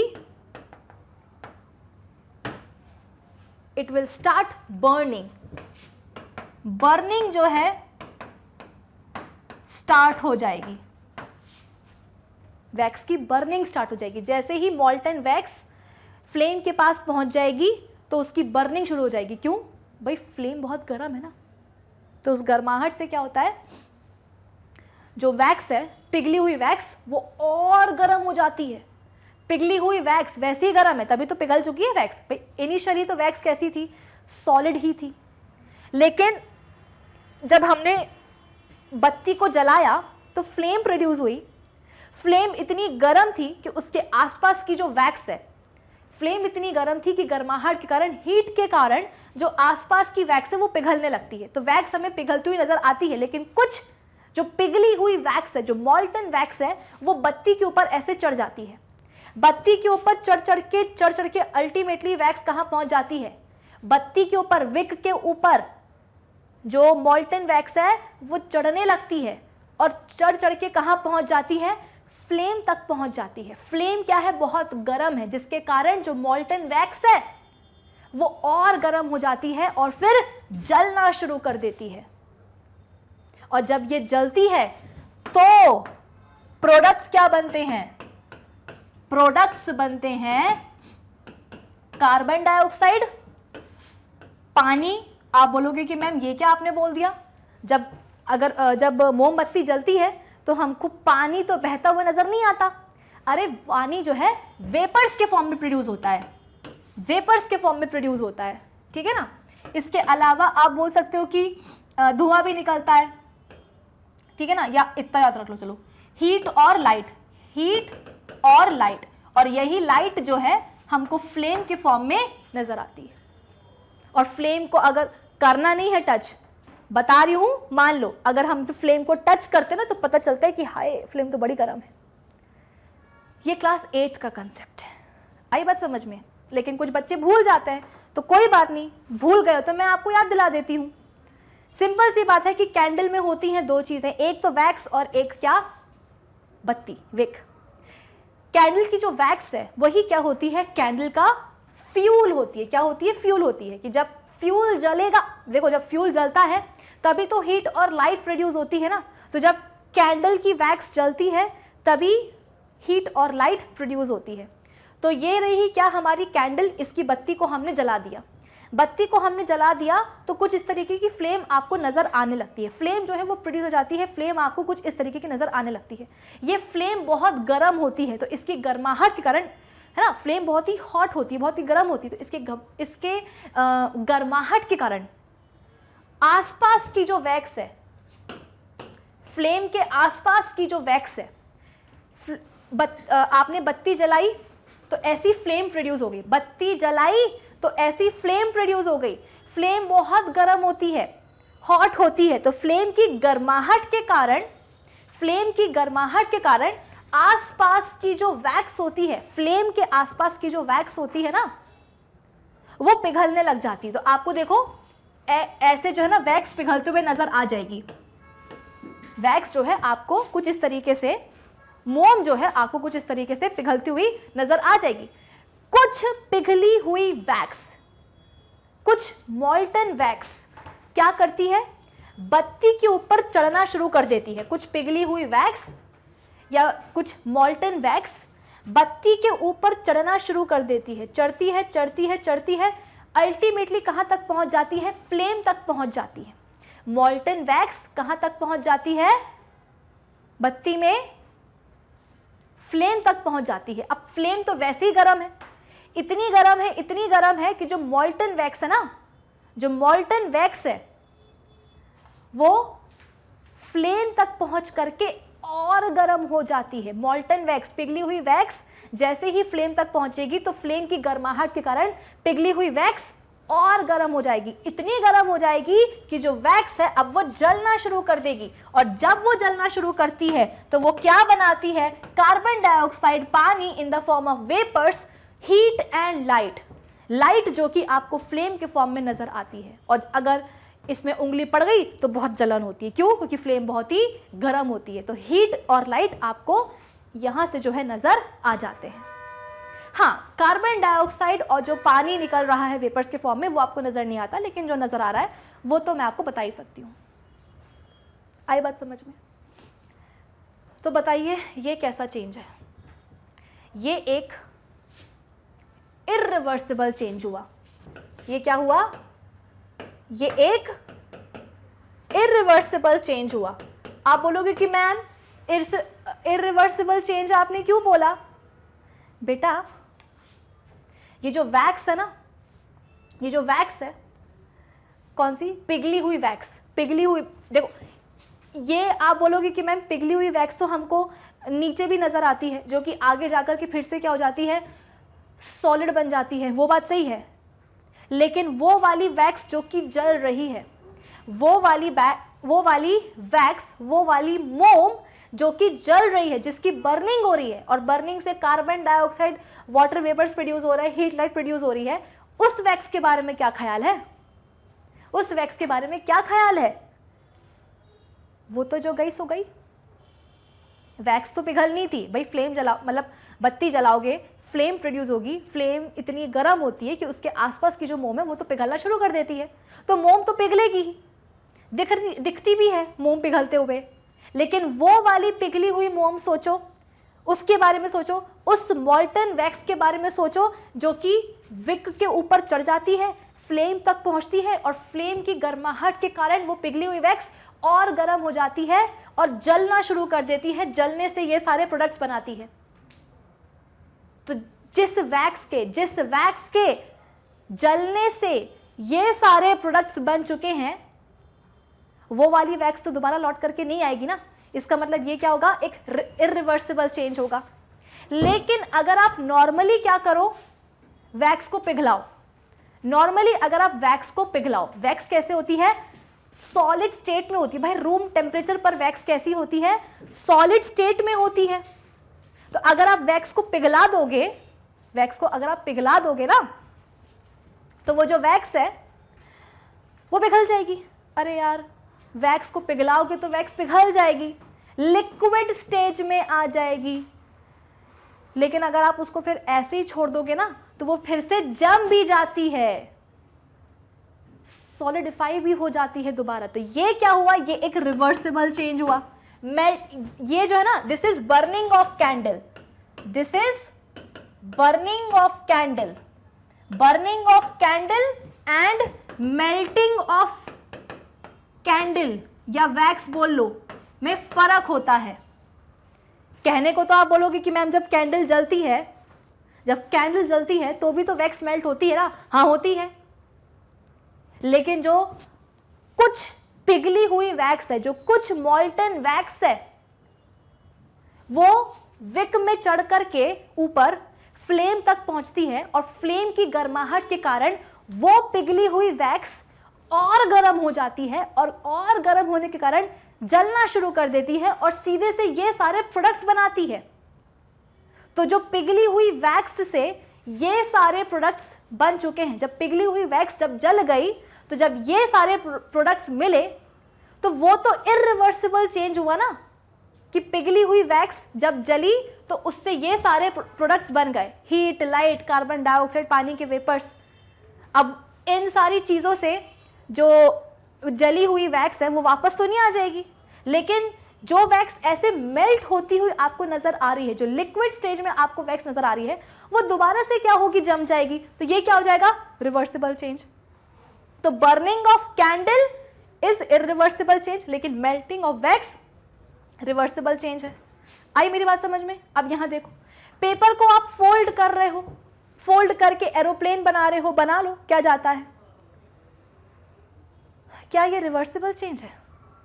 ऑफ कोर्स। पेपर को आपने फोल्ड करके प्लेन बना लिया, पेपर को फोल्ड करके आपने प्लेन बना लिया, बना लो, क्या जाता है? लेकिन अगर प्लेन अच्छा नहीं बना तो फिर आप क्या करोगे? उसको दोबारा खोल भी तो सकते हो ना। सपोज आपने एक इंपॉर्टेंट पेपर से क्या करा था? उसको फोल्ड करके प्लेन बना लिया था। जब पापा के हाथ में वो लगा प्लेन, तो पापा ने क्या किया? पहले तो तुम्हें सूद दिया कि क्या ज़रूरत थी मेरे डॉक्यूमेंट्स छूने की। फिर पापा क्या करेंगे? उस प्लेन को जो है अनफोल्ड करेंगे और दोबारा से अपना डॉक्यूमेंट इंटैक्ट कर लेंगे, दोबारा से आपके पास क्या आ जाएगा, वो पेपर आ जाएगा। तो ये भी तो एक रिवर्सिबल चेंज हुआ ना, कि पेपर को फोल्ड करके प्लेन बनाया और प्लेन को अनफोल्ड करके दोबारा से पेपर आ गया, तो रिवर्सिबल चेंज। लेकिन यहां देख लो, जो एक्साइटमेंट में आकर के आप, नहीं एक्साइटमेंट नहीं, गुस्से में आकर के आपने पेपर को जला ही दिया कि भाग, अच्छा नहीं बन रहा, क्या एरोप्लेन, जला देंगे उसको। लेकिन ये क्या होगा, इरिवर्सिबल चेंज होगा। पेपर को जला रहे हो तो क्या होगा, धुआं बनेगा। आई बात समझ में, राख बनेगी। तो धुआं और जो भाई, जब पेपर जलता है तो राख बनती है और धुआं निकलता है, तो क्या उस राख से, उस धुएं से आप दोबारा से पेपर बना सकते हो क्या, नहीं ना, इरिवर्सिबल चेंज। तो कुल मिलाकर के कंक्लूजन ये निकलता है कि जितने भी चेंजेस होते हैं हमारे आसपास, उन सभी चेंजेस को हम डिवाइड कर सकते हैं दो कैटेगरीज में। मेरी बात समझ में आ रही है कि हमने कंक्लूजन ये निकाला कि हमारे आसपास जितने भी चेंजेस होते हैं उनको हम डिवाइड कर सकते हैं दो कैटेगरीज में। एक होते हैं रिवर्सिबल चेंजेस और एक होते हैं इरिवर्सिबल चेंजेस। रिवर्सिबल चेंजेस में वापस जाना पॉसिबल होता है, लेकिन इरिवर्सिबल चेंजेस में वापस जाना पॉसिबल नहीं होता है। तो एक काम करते हैं, मैम क्या काम करते हैं, क्योंकि हम क्लास 10th की बायोलॉजी पढ़ रहे हैं तो ढंग का नाम दे देते हैं। कैसे, जो इरिवर्सिबल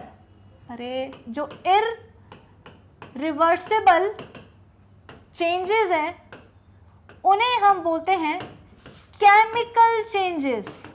क्या बोलते हैं, केमिकल चेंजेस। और जो रिवर्सिबल चेंजेस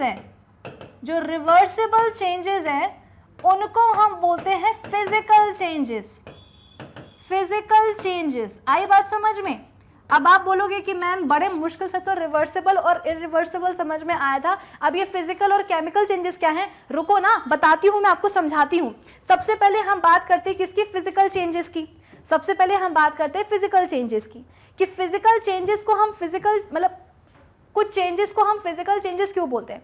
मुद्दा यह है कि जितने भी चेंजेस हो रहे हैं हमारे आसपास, उन सभी चेंजेस को हम डिवाइड कर देते हैं दो कैटेगरीज में। जितने भी चेंजेस हमारे पास हो रहे हैं उन सभी चेंजेस को हम डिवाइड कर देते हैं दो कैटेगरीज में। एक कैटेगरी होती है केमिकल चेंजेस की, दूसरी कैटेगरी होती है फिजिकल चेंजेस की। सबसे पहले हम पकड़ते हैं इन फिजिकल चेंजेस को कि मैम ये फिजिकल चेंजेस क्या होता है। रुको बताती हूं।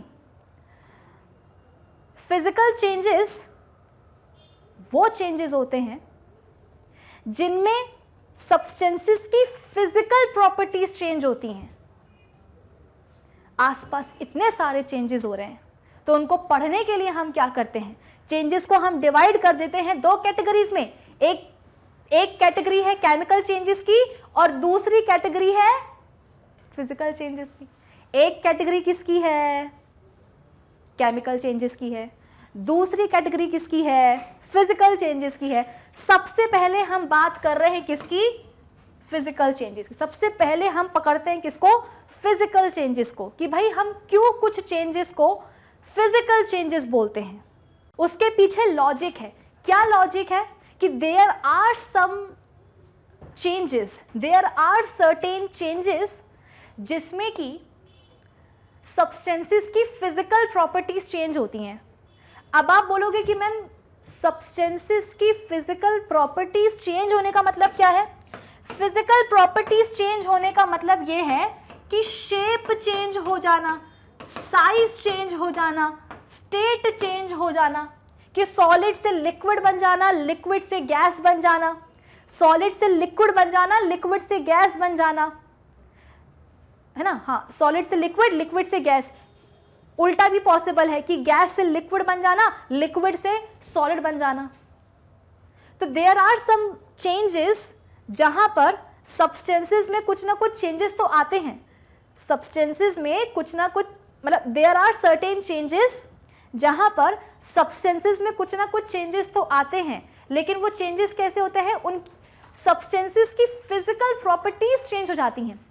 फिजिकल प्रॉपर्टीज मतलब कि शेप, साइज, स्टेट।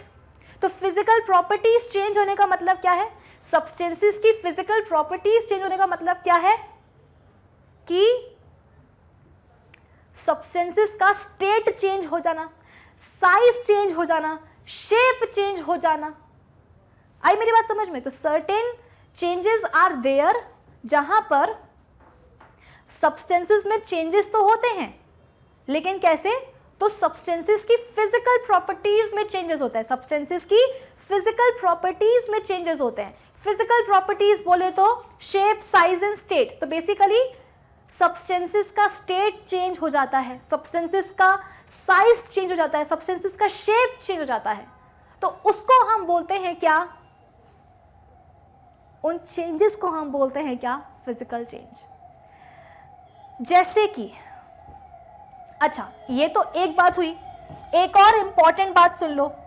एक और इंपॉर्टेंट बात ये है कि फिजिकल चेंजेस में कोई नया सब्सटेंस नहीं बनता है। No new substance is formed. No new substance is formed. कोई नया सब्सटेंस नहीं बनता है। फिजिकल चेंजेस में कोई नया सब्सटेंस नहीं बनता है, वही पुराना सब्सटेंस होता है जिसमें चेंजेस होते हैं। उसका शेप चेंज हो जाएगा, साइज हो जाएगा चेंज, स्टेट चेंज हो जाएगा, लेकिन सब्सटेंस जो है ना वो तो वैसा का वैसा रहता है। सब्सटेंस अपनी आइडेंटिटी लूज नहीं करता है। ऐसा नहीं हुआ कि किसी सब्सटेंस में फिजिकल चेंज हुआ और वो सब्सटेंस जो है ना एक नया ही सब्सटेंस बन गया ना। जब भी फिजिकल चेंजेस होते हैं तो सब्सटेंसेस अपनी आइडेंटिटी नहीं खोते हैं। सब्सटेंसेस की केवल फिजिकल प्रॉपर्टीज चेंज होती है, शेप, साइज, स्टेट चेंज होता है, कोई नया सब्सटेंस नहीं बनता है। बेस्ट एग्जांपल मैं आपको देती हूँ, बर्फ का पिघलना। बर्फ का पिघलना, बर्फ किसकी बनती है? पानी की बनती है। अरे बर्फ किसकी बनती है? पानी की तो बनती है ना। अब बर्फ पिघल जाएगी तो पिघल करके क्या होगा? पानी तो बनेगा। आइस क्या है? पानी का सॉलिड स्टेट है ना। आइस क्या है? आइस क्या है? सॉलिड स्टेट है। किसका? पानी का। और पानी क्या है? पानी है लिक्विड स्टेट। आई मेरी बात समझ में? पानी क्या है? लिक्विड स्टेट है। बर्फ क्या है? बर्फ, आइस पानी का सॉलिड स्टेट है। बर्फ या आइस क्या है? पानी का सॉलिड स्टेट है। और पानी क्या है? अरे लिक्विड स्टेट है। तो अगर बर्फ पिघल भी जाती है, अगर बर्फ पिघल भी जाती है तो क्या बड़ी बात है? रहेगा तो वो पानी। ऐसा तो नहीं है कि जो बर्फ है वो पिघल करके चमनप्राश बन गई है, या बर्फ जो है वो पिघल करके छोले भटूरे बन गई है। नहीं, बर्फ पिघली है तो पानी ही बनेगा। यहां पर पानी का सिर्फ स्टेट चेंज हो रहा है। ओरिजिनल सब्सटेंस क्या है? यहां पर जो चेंज हो रहा है रिवर्सिबल चेंज। रिवर्सिबल चेंज का ओरिजिनल सब्सटेंस क्या है? कौन से सब्सटेंस में चेंज हो रहा है? पानी में।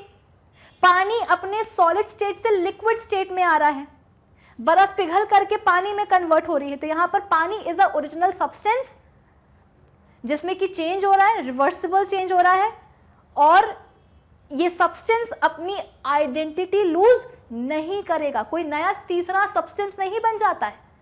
अगर बर्फ पानी में पिघल भी जाती है तो वो रहेगा तो पानी ही ना।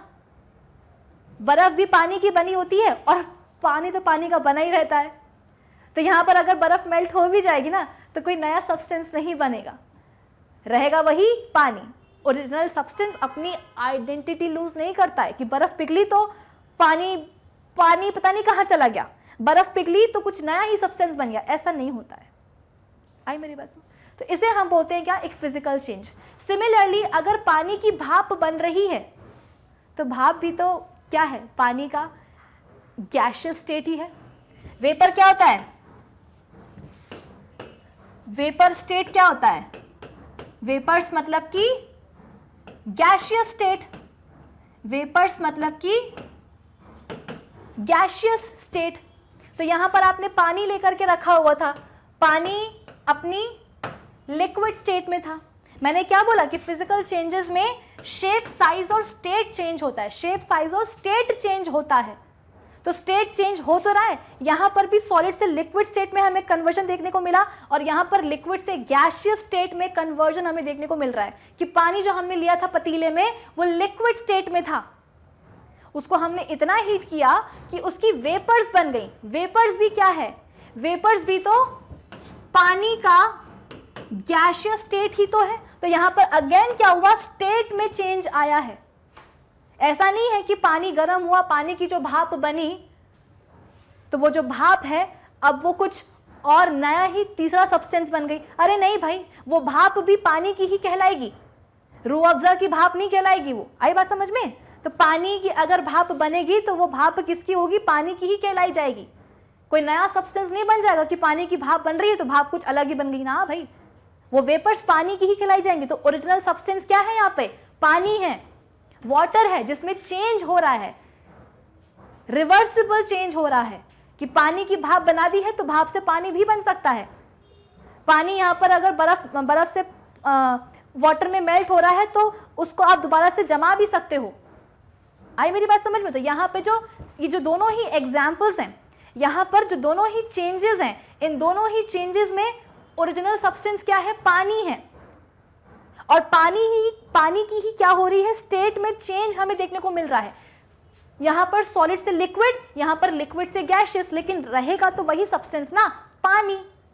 चाहे आप सॉलिड से लिक्विड बनाओ, लिक्विड से सॉलिड, लिक्विड से गैस बनाओ, ओरिजिनल सब्सटेंस क्या रहेगा, पानी ही रहेगा। कोई नया सब्सटेंस यहाँ पर कहाँ बन रहा है भाई, कि बर्फ को पिघलाया तो च्यवनप्राश बन गया, पानी को भाप में बनाया तो रूह अफ़ज़ा बन गया, नहीं ना। फिजिकल चेंजेस, कोई नया सब्सटेंस नहीं बनेगा। ओरिजिनल सब्सटेंस अपनी आइडेंटिटी नहीं लूज करेगा, बस ओरिजिनल सब्सटेंस की फिजिकल प्रॉपर्टीज चेंज होती हैं, शेप, साइज और स्टेट चेंज होता है, बाकी तो वही का वही रहता है। यहां पर क्या हुआ था, यहां पर कैंडल जो है पिघल गई थी, सॉरी, यहां पर वैक्स जो है वो मेल्ट हो गई थी, यहां पर वैक्स मेल्ट हो गई थी। तो वैक्स जो मोम थी वो ओरिजिनली सॉलिड स्टेट में थी। जो वैक्स थी ना बेटा, वो सॉलिड थी, लेकिन उसको इतना गर्म किया कि वैक्स पिघल गई। तो भाई जब सॉलिड वैक्स पिघली तो वो पिघल करके पिघली हुई वैक्स ही तो बनी ना। मतलब कि हम वैक्स के सॉलिड से लिक्विड स्टेट में पहुंच गए। जब वैक्स पिघली, कैंडल की जब वैक्स पिघली तो हम वैक्स के सॉलिड से उसके लिक्विड स्टेज में पहुंच गए। ऐसा नहीं हुआ कि वैक्स पिघली तो आलू पूरी बन गया, कोई नया सब्सटेंस नहीं बना, रहेगा तो वैक्स ही। वैक्स में चेंज हुआ था, वैक्स इनिशियली अपने सॉलिड स्टेट में थी, उसको गर्म किया तो वो पिघल गई, वो अपने लिक्विड स्टेट में आ गई। तो ये रिवर्सिबल भी तो है। वैक्स को गर्म करना बंद करो, वैक्स को हीट करना बंद करो तो वो दोबारा से क्या होगी, दोबारा से वो सॉलिड वैक्स बन जाएगी, जम जाएगी दोबारा से। प्लस ओरिजिनल सब्सटेंस ने अपनी आइडेंटिटी नहीं खोई। ओरिजिनल सब्सटेंस क्या था, वैक्स था।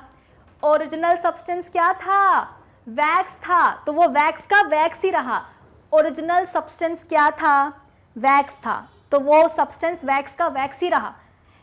भले ही वैक्स पिघल रही हो या पिघल करके जम रही हो, अरे वैक्स तो वैक्स रहेगा। कोई नया तीसरा सब्सटेंस बना क्या, नहीं ना। जो सब्सटेंस है वो तो वैसा का वैसा ही रहेगा, बस उसका स्टेट चेंज होता है, solid to liquid, liquid to gas, gas to liquid, liquid to solid. Shape और साइज भी चेंज होता है। तो ये भी क्या है, एक फिजिकल चेंज है।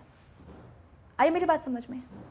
पेपर को आपने फोल्ड कर दिया, पेपर को आपने फोल्ड कर दिया, तो पेपर की फोल्डिंग भी क्या है, पेपर की फोल्डिंग भी एक फिजिकल चेंज है कि पेपर को फोल्ड कर दिया, फिर उसको अनफोल्ड कर दो तो दोबारा से वही पेपर बन जाएगा आपके पास उसी शेप में। यहां पर शेप चेंज हो रहा है। पेपर को जब हम फोल्ड करके उससे एरोप्लेन बनाते हैं तो यहां पर पेपर का शेप चेंज हो रहा है, लेकिन जैसे आप उसको अनफोल्ड करोगे तो शेप जो है दोबारा से उसका वही का वही हो जाएगा, ओरिजिनल शेप। यहां पर जो है कोई नया सब्सटेंस नहीं बन जाएगा कि पेपर को फोल्ड किया तो असली का एरोप्लेन बना दिया लोहे लक्कड़ वाला ना। पेपर को फोल्ड किया है तो कुछ अलग शेप बन जाएगा, कुछ अलग स्ट्रक्चर बन जाएगा, लेकिन आप उसको वापस से जो है ना ओरिजिनल शेप में लेकर के आ सकते हो, सीधी सी बात है। जैसे कि बालों को हमने कर्ल करना सीखा था, अरे चेंज हो जाओ भाई, बालों को हमने कर्ल करना सीखा था कि नहीं सीखा था? बालों को हमने कर्ल करना सीखा था, सॉरी कर्ली बालों को स्ट्रेट करना सीखा था। मेरे बाल कर्ली थे ना, तो मैंने क्या करा था, मैंने जो है स्ट्रेटनर से खींच करके इनको स्ट्रेट कर लिया था। ठीक है, कर लिया स्ट्रेट, और 2 दिन तक मैं बहुत इतराई की, ओहो मेरे बाल देखो कितने अच्छे हैं। और अगले दिन क्या हुआ, बारिश हो गई, मैं भीग गई, मेरे बाल दोबारा से क्या हो गए, घूम गए, मुड़ गए, कर्ली हो गए, मैगी बन गए। तो ये भी एक रिवर्सिबल चेंज हुआ ना। और ये क्या हुआ, यहाँ पर फिजिकल चेंज हुआ है। कैसे फिजिकल चेंज? यहाँ पर सिर्फ मेरे बालों का, आप बोल सकते हो कि शेप चेंज हुआ था, सिर्फ शेप ही तो चेंज हुआ था। ऐसे पहले कर्ली थे मैगी के जैसे, फिर स्ट्रेटनर को यूज़ करने के बाद सीधे हो गए थे, स्ट्रेट हो गए थे। तो यहाँ पर भी तो शेप ही चेंज हो रहा है कि नहीं हो रहा? ऐसा तो नहीं कि मैंने अपने बालों को, कर्ली बालों को स्ट्रेट किया है तो स्ट्रेट करने के बाद मैगी बन गई हो सच की, नहीं, रहे तो मेरे बाल ही ना। तो ओरिजिनल सब्सटेंस क्या था, मेरे बाल ही थे। बाल पहले कर्ली थे, उनको स्ट्रेटनर से स्ट्रेट कर दिया, तो रहेंगे तो वो क्या, बाल ही, कुछ और नहीं बन जाएगा। नया कोई सब्सटेंस नहीं बनने वाला है बालों को स्ट्रेट करने पर, कर्ली बालों को स्ट्रेट करने पर। तो ये भी क्या है, एक फिजिकल चेंज है। हमेशा ध्यान रखना कि फिजिकल चेंज में हमेशा जो ओरिजिनल सब्सटेंस है, फिजिकल चेंज में हमेशा जो ओरिजिनल सब्सटेंस है उसकी फिजिकल प्रॉपर्टीज चेंज होती हैं, जैसे कि शेप, साइज एंड स्टेट। आई मेरी बात समझ में? कोई नया सब्सटेंस नहीं बनता है, और जो ओरिजिनल सब्सटेंस है ना वो अपनी आइडेंटिटी लूज नहीं करता है। चेंज के पहले जो सब्सटेंस था, चेंज के बाद भी वही सब्सटेंस रहेगा। बालों को मैंने कर्ली, बाल मेरे पहले से कर्ली थे और बालों को मैंने स्ट्रेट कर लिया, तो स्ट्रेट करने के बाद भी मेरे बाल ही रहे, कुछ और नहीं बन गया। आई मेरी बात समझ में? ये होते हैं क्या, फिजिकल चेंजेस। अब देखो ऐसा है कि हो सकता है कि यहाँ पर आपको एक डाउट आए कि मैम बालों का स्ट्रेट कर्ली तो हमें समझ में आ गया, लेकिन यहाँ पर जो हेयर कट हुआ था इसके लिए भी आपने कहा था कि ये क्या है, एक इरिवर्सिबल चेंज है, कि भाई जो कट गए बाल तो कट गए, अब लंबे होने का इंतज़ार हो सकता है। लेकिन देखा जाए तो ये एक फिजिकल चेंज है, दो इट इज़ इरिवर्सिबल, लेकिन ये क्या है, एक फिजिकल चेंज है। This is a physical change. ऐसा कैसे? अरे सोचो ना, खुद अपना दिमाग लगाओ कि अगर बालों की कटिंग होती है तो बाल छोटे ही तो होता है, बाल छोटे ही तो होते हैं, उनका साइज ही तो छोटा होता है, और क्या होता है? ऐसा तो नहीं कि बाल हमने काट लिए हैं तो काट करके कुछ और बन गया, गधैया की पूंछ बन गई है, ऐसा होता है क्या? बालों को अगर काटा है तो बाल छोटे हो जाते हैं, चाहे आप कैसे भी काटो। मैं तो कहती हूँ कि और काट लो, इतने इतने कर दो, तो काट के भी तो वो तो बाल ही रहेंगे ना, कोई नया सब्सटेंस बना क्या? बाल कटने के बाद कुछ नया सब्सटेंस बना नहीं। क्या हुआ? सिर्फ बालों की लंबाई कम हो गई, लेंथ कम हो गई, बस। तो ये भी एक फिजिकल चेंज हुआ कि भाई कोई नया चेंज तो है लेकिन कोई नया सब्सटेंस नहीं बना। ओरिजिनल सब्सटेंस क्या था? बाल थे, वो बाल कटने के पहले भी बाल थे, कटने के बाद भी वो बाल ही रहे, कुछ नया नहीं बन गया, सिर्फ साइज जो है ना थोड़ी सी लेंथ कम हो गई है, बस। तो ये भी क्या है, एक फिजिकल चेंज है। आई मेरी बात समझ? तो फिजिकल चेंजेस कुछ ऐसे होते हैं। अब हम बात करते हैं केमिकल चेंजेस की। तो अब सुनो, केमिकल चेंजेस वो चेंजेस होते हैं जिनमें सब्सटेंसेस की केमिकल प्रॉपर्टीज चेंज हो जाती हैं। कुछ गया दिमाग में कि नहीं गया? मैं रिपीट कर देती हूं, एक बार फिर से सुन लो। केमिकल चेंजेस वो चेंजेस होते हैं जिनमें सब्सटेंसेस की केमिकल प्रॉपर्टीज चेंज हो जाती हैं। मैं इस बात को लिख भी देती हूं, क्या कि chemical changes are those changes जिनमें सब्सटेंसेस की केमिकल प्रॉपर्टीज चेंज हो जाती हैं। केमिकल चेंजेस वो चेंजेस हैं जिनमें सब्सटेंसेस की केमिकल प्रॉपर्टीज ही चेंज हो जाती हैं। अब आप बोलोगे कि मैम आपने इतने बार रिपीट कर दिया है कि अब तो ये बात हमारे दिमाग में ना टैटू की तरह छप गई है क्या, कि केमिकल चेंजेस वो चेंजेस होते हैं जिनमें सब्सटेंसेस की केमिकल प्रॉपर्टीज चेंज हो जाती हैं। लेकिन मैम मुद्दा तो ये है कि सब्सटेंसेस की केमिकल प्रॉपर्टीज चेंज होने का मतलब क्या है। सब्सटेंसेस की केमिकल प्रॉपर्टीज चेंज होने का मतलब क्या है? मतलब बड़ा आसान है। मतलब ये है कि सब्सटेंसेस का जो केमिकल कॉम्पोजिशन है, सब्सटेंसेस का जो केमिकल कॉम्पोजिशन है वही चेंज हो जाता है भाई साहब। तो सब्सटेंसेस का केमिकल कॉम्पोजिशन ही चेंज हो जाता है। सब्सटेंसेस का केमिकल कॉम्पोजिशन ही चेंज हो जाता है। और केमिकल कॉम्पोजिशन के चेंज होने का मतलब क्या है? एक सब्सटेंस के केमिकल कॉम्पोजिशन के चेंज होने का मतलब क्या है? अरे मतलब ये है कि एक नया सब्सटेंस बन जाता है यार। New substance is formed. एक सब्सटेंस के केमिकल कॉम्पोजिशन चेंज होने का मतलब क्या है? एक सब्सटेंस के केमिकल कॉम्पोजिशन चेंज होने का मतलब क्या है? कि एक नया सब्सटेंस बन जाता है। और नया सब्सटेंस बनने का मतलब क्या है? कि जो पुराना वाला सब्सटेंस है, जो ओरिजिनल सब्सटेंस है, वो गायब हो जाता है। जो ओरिजिनल सब्सटेंस है वो अपनी आइडेंटिटी लूज कर देता है। तो ओरिजिनल substance gets lost, है ना। वो अपनी आइडेंटिटी, जो ओरिजिनल सब्सटेंस है वो अपनी आइडेंटिटी खो देता है, वो कहीं गायब हो जाता है।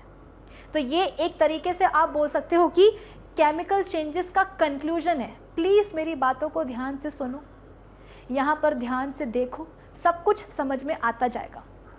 केमिकल चेंजेस वो चेंजेस होते हैं, केमिकल चेंजेस वो चेंजेस होते हैं जिनमें सब्सटेंसेस की केमिकल प्रॉपर्टीज ही बदल जाती हैं। केमिकल चेंजेस वो चेंजेस होते हैं जिनमें कि सब्सटेंसेस की केमिकल प्रॉपर्टीज ही बदल जाती हैं। सब्सटेंसेस की केमिकल प्रॉपर्टीज बदलने का मतलब क्या है?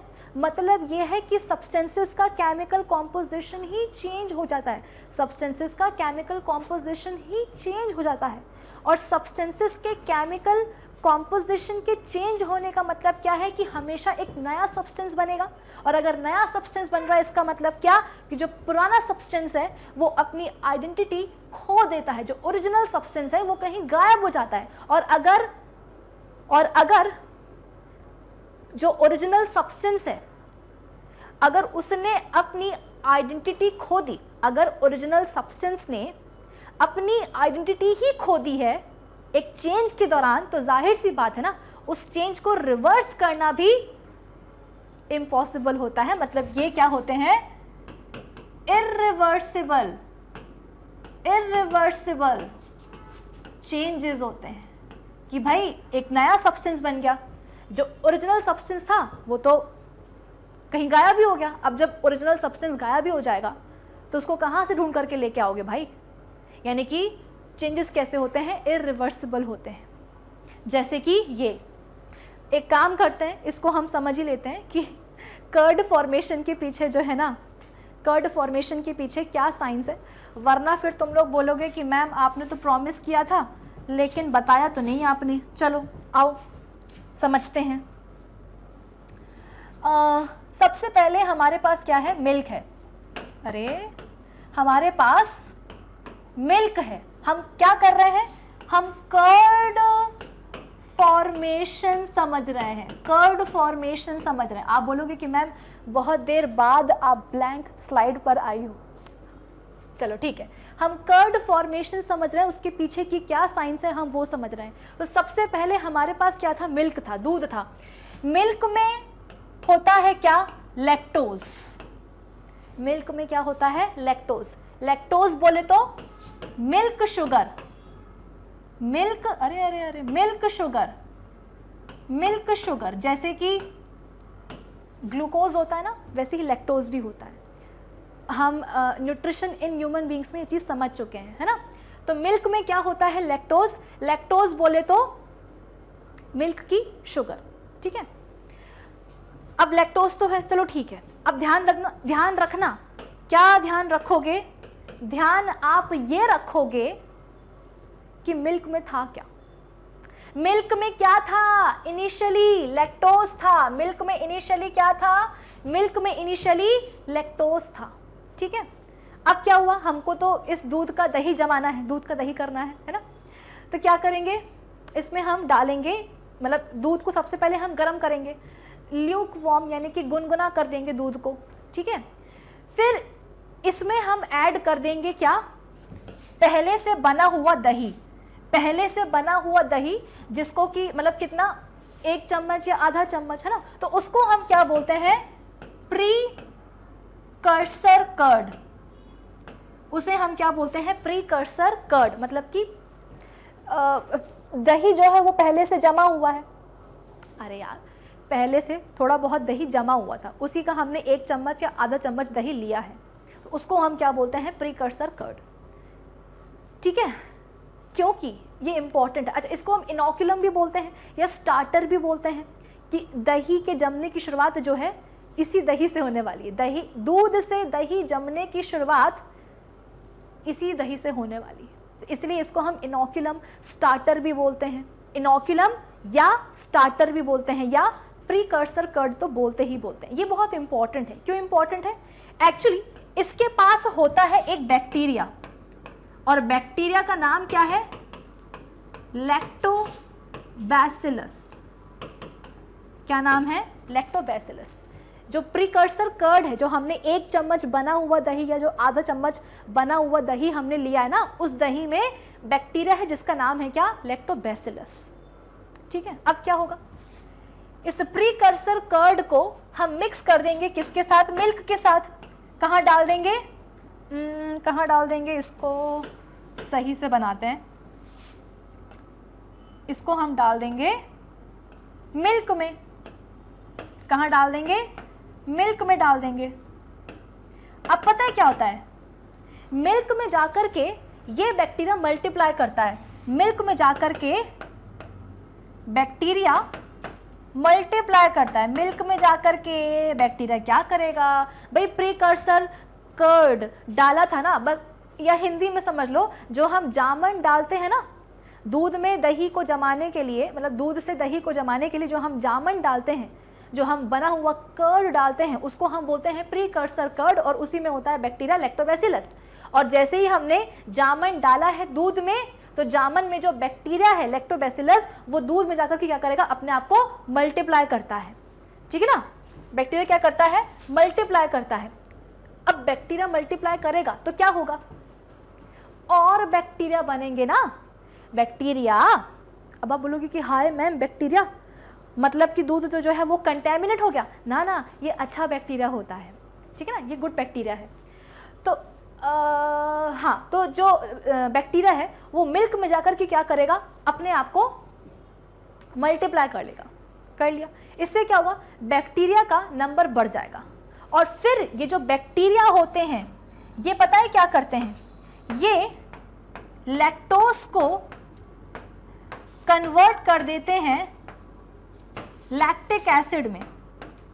किसमें, लैक्टिक एसिड में। यही लैक्टोबैसिलस बैक्टीरिया जो है, ये तो प्रीकर्सर कर्ड में थे, जामन में थे। जैसे ही ये दही दूध में आए, दूध में आकर के क्या करते हैं बैक्टीरिया, दूध में आकर के ये बैक्टीरिया अपने आप को मल्टीप्लाई करते हैं, जिसके कारण बैक्टीरिया का नंबर बढ़ जाता है। और फिर ये बैक्टीरिया क्या करते हैं, जो मिल्क की शक्कर है लैक्टोस, उसको कन्वर्ट कर देते हैं किसमें, लैक्टिक एसिड में। लैक्टिक एसिड बन गया। अब यही लैक्टिक एसिड अपना कमाल दिखाने वाला है।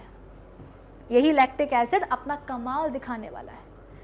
क्या कमाल दिखाने वाला है? ये लैक्टिक एसिड बेसिकली जाकर के डीनेचर कर देता है मिल्क प्रोटीन को जाकर के ये डीनेचर कर देता है। डीनेचर मतलब क्या, मिल्क प्रोटीन को जाकर के तोड़ देना। अब मिल्क का प्रोटीन क्या है भाई, मिल्क में दो तरह के प्रोटीन मिलते हैं। एक है वे प्रोटीन। देखो ऐसा है कि मैं तो हूँ डाइटिशियन, तो मैं तो तुम लोग को कस के पढ़ाऊंगी, ठीक है ना। तो मिल्क में होता है एक वे प्रोटीन और दूसरा होता है केजिन। क्या होता है, केजिन। ये दो तरह के प्रोटीन्स पाए जाते हैं किसमें, मिल्क में। तो ये जो केजिन प्रोटीन है ना, इस केजिन प्रोटीन के ऊपर लैक्टिक एसिड अटैक कर देता है। लैक्टोबैसिलस बैक्टीरिया ने क्या करवाया, लैक्टोज को कन्वर्ट कर दिया किसमें, लैक्टिक एसिड में। अब यही लैक्टिक एसिड क्या करता है, मिल्क में जो केजिन प्रोटीन है उसको डीनेचर कर देता है। मिल्क में जो केजिन प्रोटीन है उसको जाकर के लैक्टिक एसिड तोड़ देता है। आई बात समझ में, तोड़ देता है, जिसके कारण टर्शरी एंड जो क्वाटरनरी स्ट्रक्चर हैं प्रोटीन के, उनका ब्रेक डाउन हो जाता है और बन जाते हैं क्या, और बन जाते हैं simple chain protein. Simple chain protein form हो जाते हैं और यही प्रोटीन क्या करते हैं, फिर इकट्ठा भी होने लगते हैं, है ना। ये कोआगुलेट भी होते हैं, कोआगुलेट भी होने लगते हैं प्रोटीन, जिसके कारण मिल्क का टेक्सचर बदलने लगता है।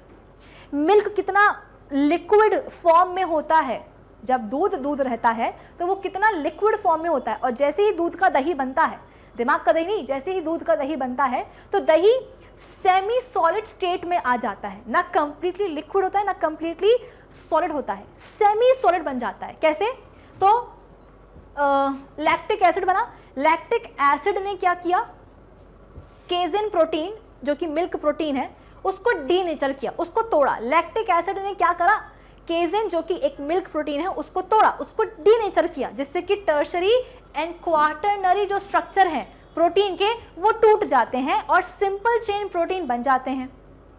और यही सिंपल चेन प्रोटीन क्या करते हैं, फिर इकट्ठा होने लग जाते हैं, कोआगुलेट होने लग जाते हैं, जिसके कारण मिल्क को जो है एक अलग सा टेक्सचर मिलता है। मिल्क को टेक्सचर मिलता है और आप बोल सकते हो कि सेमी सॉलिड बन जाता है, सेमी सॉलिड बन जाता है। और ये जो महान लैक्टिक एसिड बना है ना, यही लैक्टिक एसिड के कारण दही को खट्टा टेस्ट मिलता है। मिल्क मीठा होता है क्योंकि लैक्टोज होती है उसमें। अब जब लैक्टोज लैक्टिक एसिड में कन्वर्ट हो जाएगी तो लैक्टिक एसिड के कारण जो दही है वो कैसा लगता है, सार, खट्टा लगता है टेस्ट में, सार टेस्ट टू कर्ड। कृपया करके इसका जो स्क्रीनशॉट है वो ले लीजिए। बहुत ही आसान भाषा में मैंने आपको पूरा कर्ड फॉर्मेशन समझाने की कोशिश करी है, ठीक है। वीडियो को पॉज करना और इसका स्क्रीनशॉट ले लेना। कोआगुलेट, हाँ ठीक है। तो कुछ इस तरीके से आप देख सकते हो कि जो दही है वो जम जाता है। दही को टेक्सचर कैसे मिला है, सेमी सॉलिड टेक्सचर कैसे मिला है दही को, क्योंकि चलो शुरुआत से शुरू करते हैं। मिल्क में क्या होता है, लैक्टोज, लैक्टोज क्या है? मिल्क की शक्कर है, मिल्क शुगर है। अब इस दूध को हम थोड़ा सा गर्म करते हैं और उसमें हम डाल देते हैं जामन, जिसे हम बोलते हैं प्रीकर्सर कर्ड। क्या बोलते हैं? Precursor curd. इस प्रीकर्सर कर्ड में क्या होता है? Bacteria, lactobacillus bacteria. जामन में क्या होता है? बैक्टीरिया। कौन सा? Lactobacillus bacteria. जब इस प्रीकर्सर कर्ड को, जामन को जब हम दूध में डालते हैं तो दूध में जाकर के ये जो बैक्टीरिया है ये अपने आप को मल्टीप्लाई करता है, जिसके कारण बैक्टीरिया का नंबर बढ़ जाता है। और जब बैक्टीरिया का नंबर बढ़ता है तो क्या होता है? ये बैक्टीरिया लैक्टोज को लैक्टिक एसिड में कन्वर्ट कर देते हैं, और क्योंकि लैक्टिक एसिड बना है इसीलिए एक खट्टा फ्लेवर आना शुरू हो जाता है। यही लैक्टिक एसिड क्या करता है? मिल्क में जो केजिन प्रोटीन है, लैक्टिक एसिड जो मिल्क में केजिन प्रोटीन है उसको जाकर के तोड़ता है, डीनेचर करता है, जिसके कारण टर्शरी एंड क्वाटरनरी जो स्ट्रक्चर है प्रोटीन के वो टूटते हैं, सिंपल चेन प्रोटीन बन जाते हैं जो कि इकट्ठे होने लगते हैं, कोआगुलेट होने लगते हैं, जिसके कारण मिल्क को एक टेक्सचर मिलता है। बेसिकली मिल्क जो है सेमी सॉलिड स्टेट में आ जाता है, और लैक्टिक एसिड के कारण एक खट्टा टेस्ट मिलता है किसको? कर्ड को। अब आप खुद ही बताओ ये केमिकल चेंज हो रहा है कि नहीं हो रहा? आपके पास इनिशियली लैक्टोज था, फिर आपके पास क्या आ गया? लैक्टिक एसिड आया कि नहीं आया? तो लैक्टोज जो है लैक्टिक एसिड में टूट चुका है, लैक्टोज लैक्टिक एसिड में कन्वर्ट हो चुका है। अब लैक्टिक एसिड से दोबारा आप लैक्टोज नहीं बनवा सकते, तो जो चीज पीछे जा ही नहीं सकती है तो उसको हम बोलते हैं इरिवर्सिबल चेंज। और यहां पे कॉम्पोजिशन चेंज हो रहा है कि नहीं हो रहा? ये तो शक्कर है, ये तो एसिड है, साफ साफ देख लो, केमिकल कॉम्पोजिशन ही चेंज हो गया आपके पास। इसीलिए मैंने कहा था कि इनिशियली आपके पास क्या था? लैक्टोज था। अब ये लैक्टोज लैक्टिक एसिड में कन्वर्ट हुआ कि नहीं हुआ? पूरा का पूरा केमिकल कॉम्पोजिशन चेंज हुआ कि नहीं हुआ? केमिकल कॉम्पोजिशन के चेंज होने से क्या हुआ? एक नया सब्सटेंस बना कि नहीं बना? और जहां लैक्टिक एसिड बना वहां लैक्टोज गायब। क्यों? क्योंकि लैक्टोज से ही तो लैक्टिक एसिड बना है। तो जब एक नया सब्सटेंस बन जाता है तो जो ओरिजिनल सब्सटेंस है वो खो जाता है। अब जब ओरिजिनल सब्सटेंस खो ही जाएगा तो उसको हम कहां ढूंढने जाएंगे? बस, तो फिर नया सब्सटेंस बना, केमिकल कॉम्पोजिशन चेंज हुआ, नया सब्सटेंस बन गया, जो ओरिजिनल सब्सटेंस है वो खो गया, तो हो गया ना क्या? Chemical change. तो ये क्या होता है? Chemical change. कर्ड का फॉर्मेशन क्या होता है? Chemical change. और इसे हम क्या बोलते हैं? Basically irreversible change. समझ में आई बात? चलो आगे बढ़ते हैं। Digestion of food. भाई फूड किस तरीके से हमारे बॉडी में टूटता है जाकर के, ये बात तो हम पहले ही पढ़ चुके हैं। तो वो भी तो क्या हुआ? एक इरिवर्सिबल चेंज हुआ कि नहीं हुआ? कि आपने प्रोटीन खाया था, अंडा खाया था, उसमें प्रोटीन था, प्रोटीन को तोड़ा गया अमीनो एसिड्स में। अब उन अमीनो एसिड्स से दोबारा से आप अंडे के प्रोटीन तो नहीं बना सकते हो। जो अमीनो एसिड्स बन गए सो बन गए। अब वही अमीनो एसिड्स क्या होंगे? बॉडी में जाकर के अब्सॉर्ब होंगे, असिमिलेट होंगे, खत्म बात। सेल्स क्या करेंगे? उनको यूटिलाइज करेंगे, असिमिलेशन होगा। तो अंडा खाया, उसका प्रोटीन खाया, प्रोटीन टूट गया अमीनो एसिड्स में, तो टूट गया। अब दोबारा से उन अमीनो एसिड से अंडे का प्रोटीन नहीं बन सकता है। आई बात समझ में? तो ये भी क्या हुआ? केमिकल चेंज होगा, कि केमिकल कॉम्पोजिशन ही चेंज हो गया, एक नया सब्सटेंस बन गया, अमीनो एसिड्स बन गए। यहां देखो रस्ट, इसमें क्या होता है? ये रस्टिंग की प्रोसेस है। बेसिकली क्या होता है? लोहा होता है। अरे क्या होता है? लोहा होता है। लोहा जो है एयर के कांटेक्ट में आता है। एयर में क्या होता है? ऑक्सीजन, और उसमें होता है क्या? मॉइस्चर। और क्या होता है? बेसिकली एक नया सब्सटेंस बन जाता है जिसे हम बोलते हैं क्या? रस्ट। जिसे हम बोलते हैं क्या? रस्ट। यही क्या है? ये बेसिकली है फेरिक ऑक्साइड। ये क्या है? Ferric oxide. फेरस मतलब कि 2, फेरिक मतलब कि 3। तो ये क्या है? फेरिक ऑक्साइड, और इसी को हम बोलते हैं क्या? रस्ट। केमिकली यही है रस्ट। तो इनिशियली आपके पास आयरन था, पानी था, ऑक्सीजन थी, लेकिन अब क्या बन गया? एक नया ही सब्सटेंस बन गया। क्या?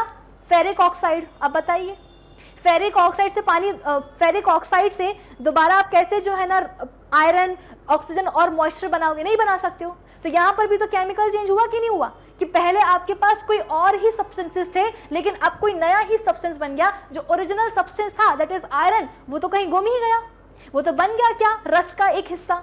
खत्म बात। अब आप कितना भी पेंट कर लो, जो रस्ट बन चुका है, जो पाउडर आपकी उंगलियों पे लग चुका है, वो लग चुका है, वो रस्ट बन चुका है। अब वो दोबारा से लोहा ना बन पाएगा। आई बात समझ में? तो ये भी क्या है? This is also a chemical change. फिर ये तो फिजिकल है, ये भी फिजिकल है।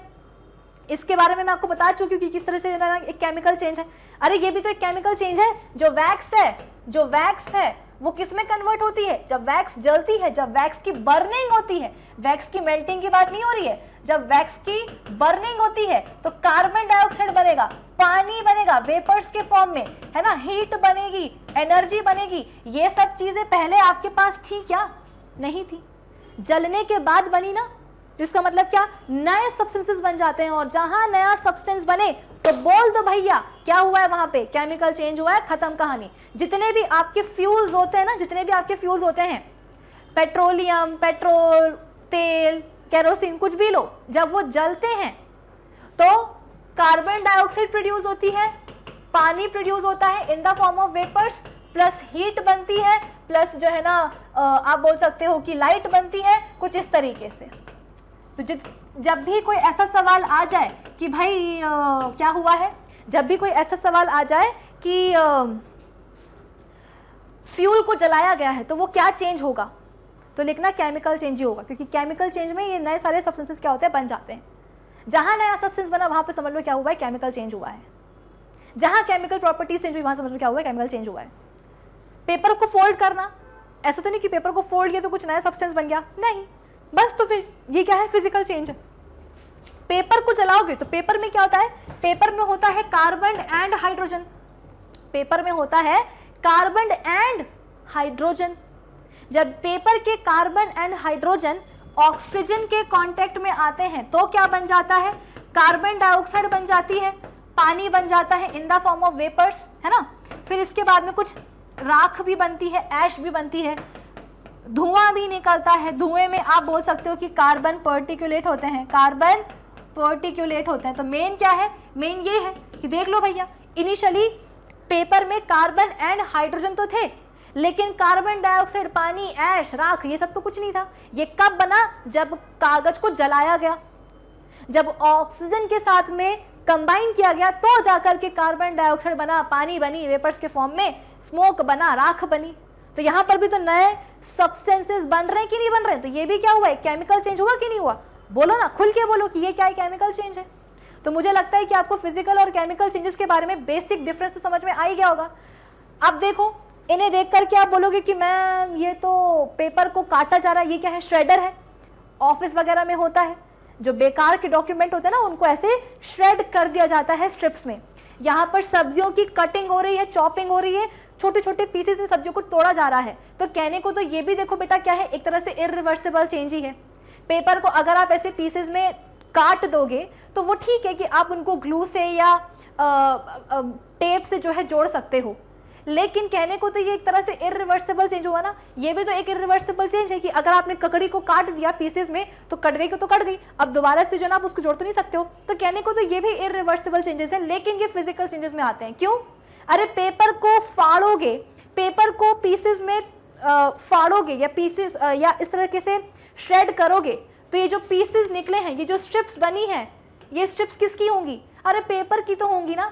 ऐसा तो नहीं है कि यहाँ से आपने पेपर डाला, श्रेडर ने पेपर को शेड किया तो जो स्ट्रिप्स हैं वो किसकी निकली? वो पोटैटो चिप्स बन गए हैं। बताइए भाई, सब्जी को आपने काटा तो जैसे ही आपने सब्जी को काटा तो वो सब्जी जो है ना क्या बन गई है? मतलब रोटी सब्जी बन गई है। ऐसा तो नहीं होता।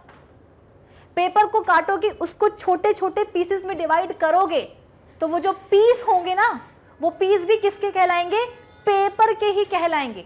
वो पीसेस भी पेपर के ही कहलाएंगे। सब्जी को काटोगे तो जो सब्जी के टुकड़े होंगे ना, जो पीसेस होंगे, वो पीसेस भी उसी सब्जी के कहलाएंगे। तो कोई नया सब्सटेंस तो नहीं बन रहा। ऑल्दो ये चेंजेस कैसे हैं? इरिवर्सिबल हैं। जैसे हमने बाल काटे थे, वो भी क्या था? एक इरिवर्सिबल चेंज था, लेकिन था तो एक फिजिकल चेंज ही ना, कि नया सब्सटेंस तो कुछ नहीं बना। जो था सब्सटेंस पहले, वही सब्सटेंस बाद में भी रहा। बाल काटे तो पहले भी बाल थे, बाद में भी बाल ही रहे। सब्जी काटी तो काटने के पहले भी आलू थी, काटने के बाद भी आलू के ही पीसेस मिले। पेपर पहले से था, पेपर को आपने क्या करा? फाड़ दी, तो जो पीसेस मिले वो भी पेपर के ही मिले हैं। तो कुछ नया सब्सटेंस नहीं बना, बस। तो फिर बोलो क्या? Physical changes. अब देखो what is a अच्छा ये तो छोड़ो अभी। Let us consider the following processes occurring in our daily life: melting of ice, evaporation of पानी, dissolution of sugar in water.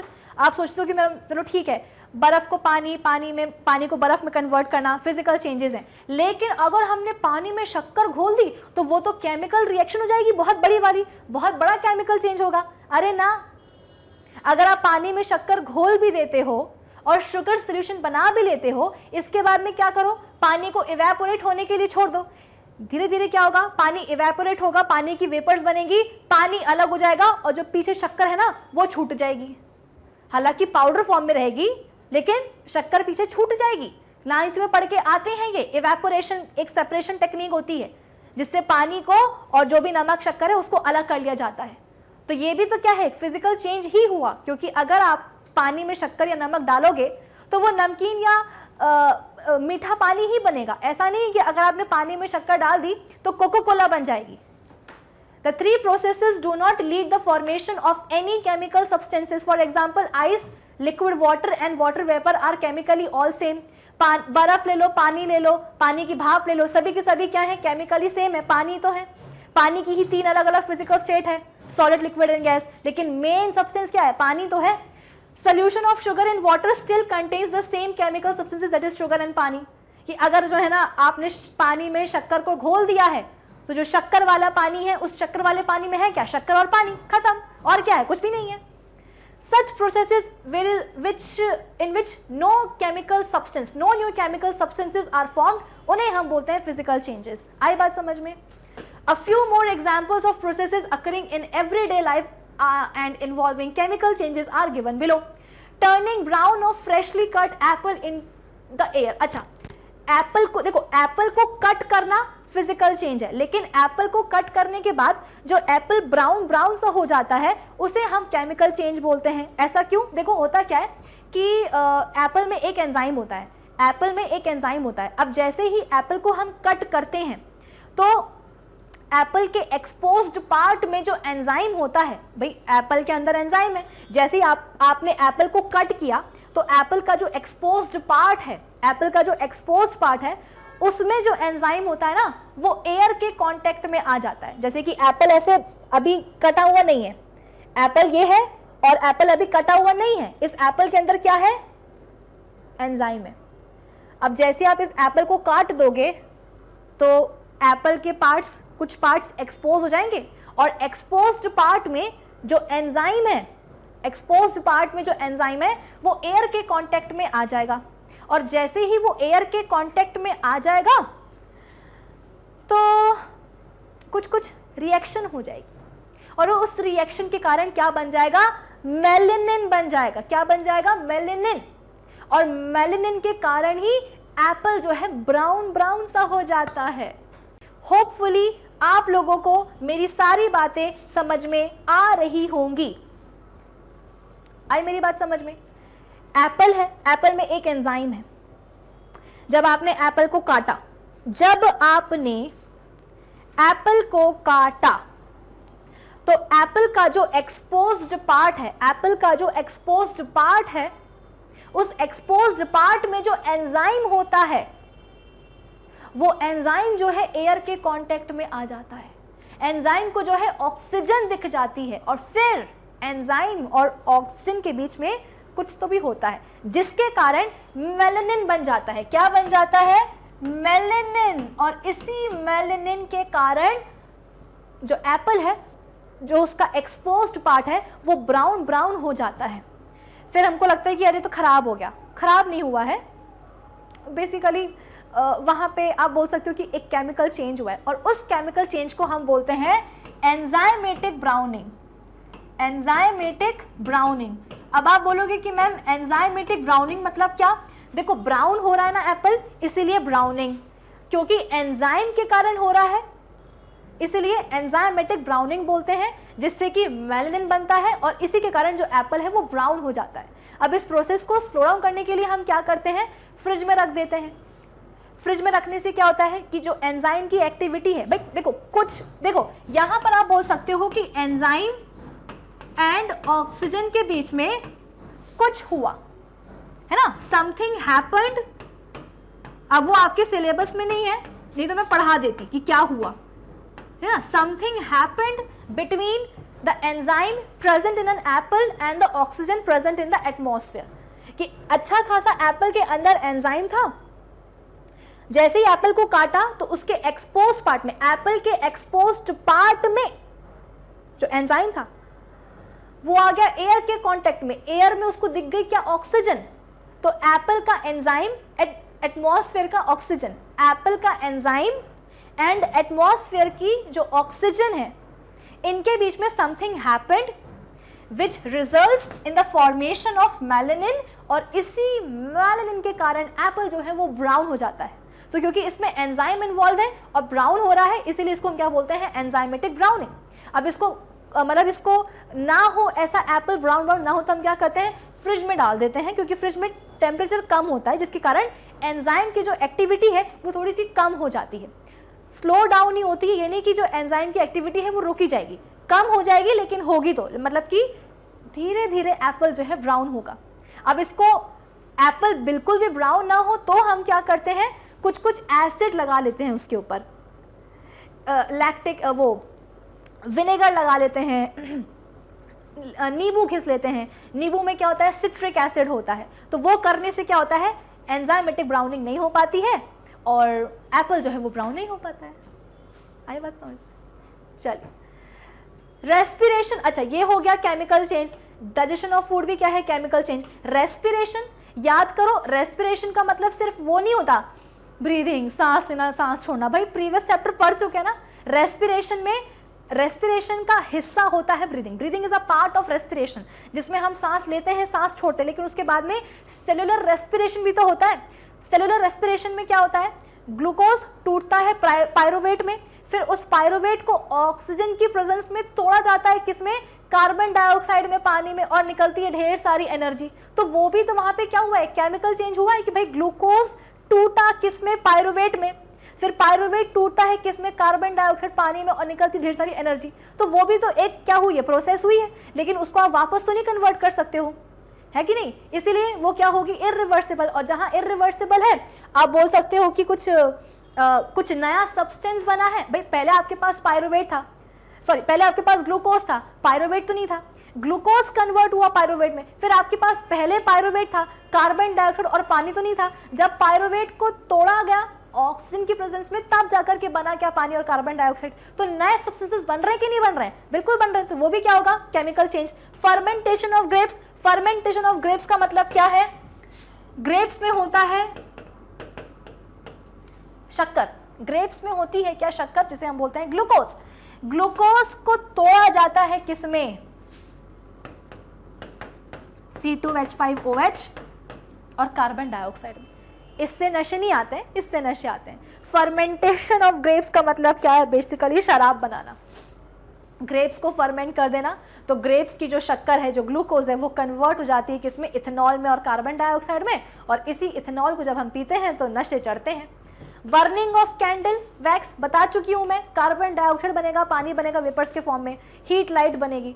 Burning of fuels like kerosene, oil, petrol, diesel, LPG, चाहे कोई भी fuel हो, चाहे kerosene हो, चाहे वो petrol हो, चाहे वो कुछ भी हो, जब भी फ्यूल की बर्निंग होती है तो it will always be a chemical change with the production of carbon dioxide, पानी in the form of vapors, heat and energy, light and energy। आई बात समझ में? चलो,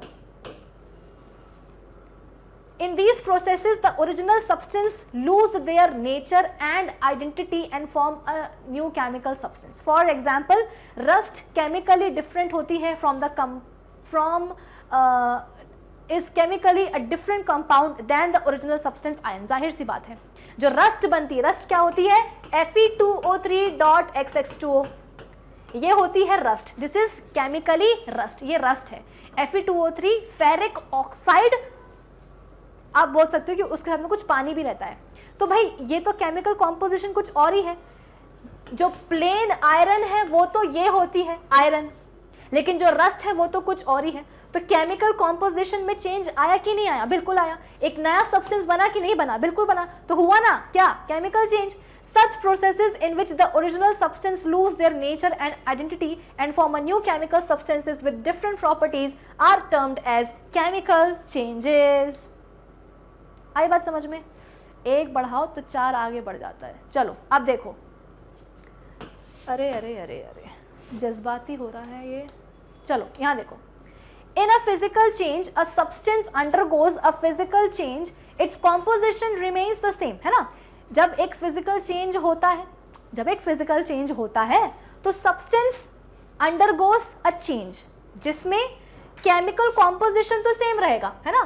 सब्सटेंस का जो केमिकल कॉम्पोजिशन है वो तो सेम ही रहेगा।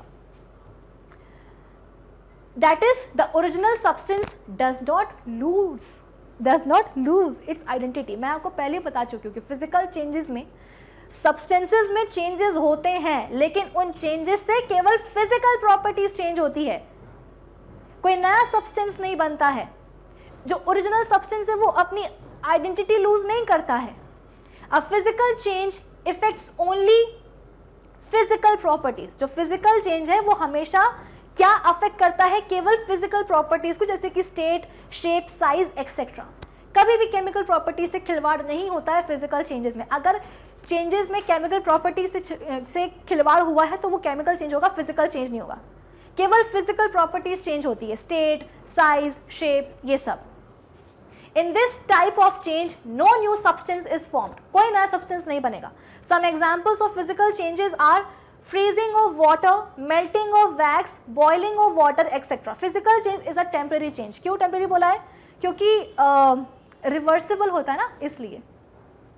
Physical change is easily reversible, that is the original substance can be recovered. जो original substance है उसको हम recover कर सकते हैं।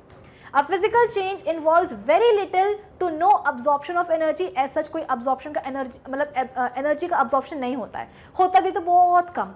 Generally physical changes do not involve the production of energy. मतलब कि जब भी physical change होता है ना तो ना energy का absorption होता है, ना ही energy का production होता है। कि अगर आपने पेपर को fold कर दिया, प्लेन बना दिया, तो प्लेन गर्म हो गया या प्लेन बहुत ठंडा हो गया। एनर्जी अगर प्रोड्यूस की जाएगी, है ना, हीट अगर प्रोड्यूस की जाएगी तो चीज़ें गर्म हो जाती हैं।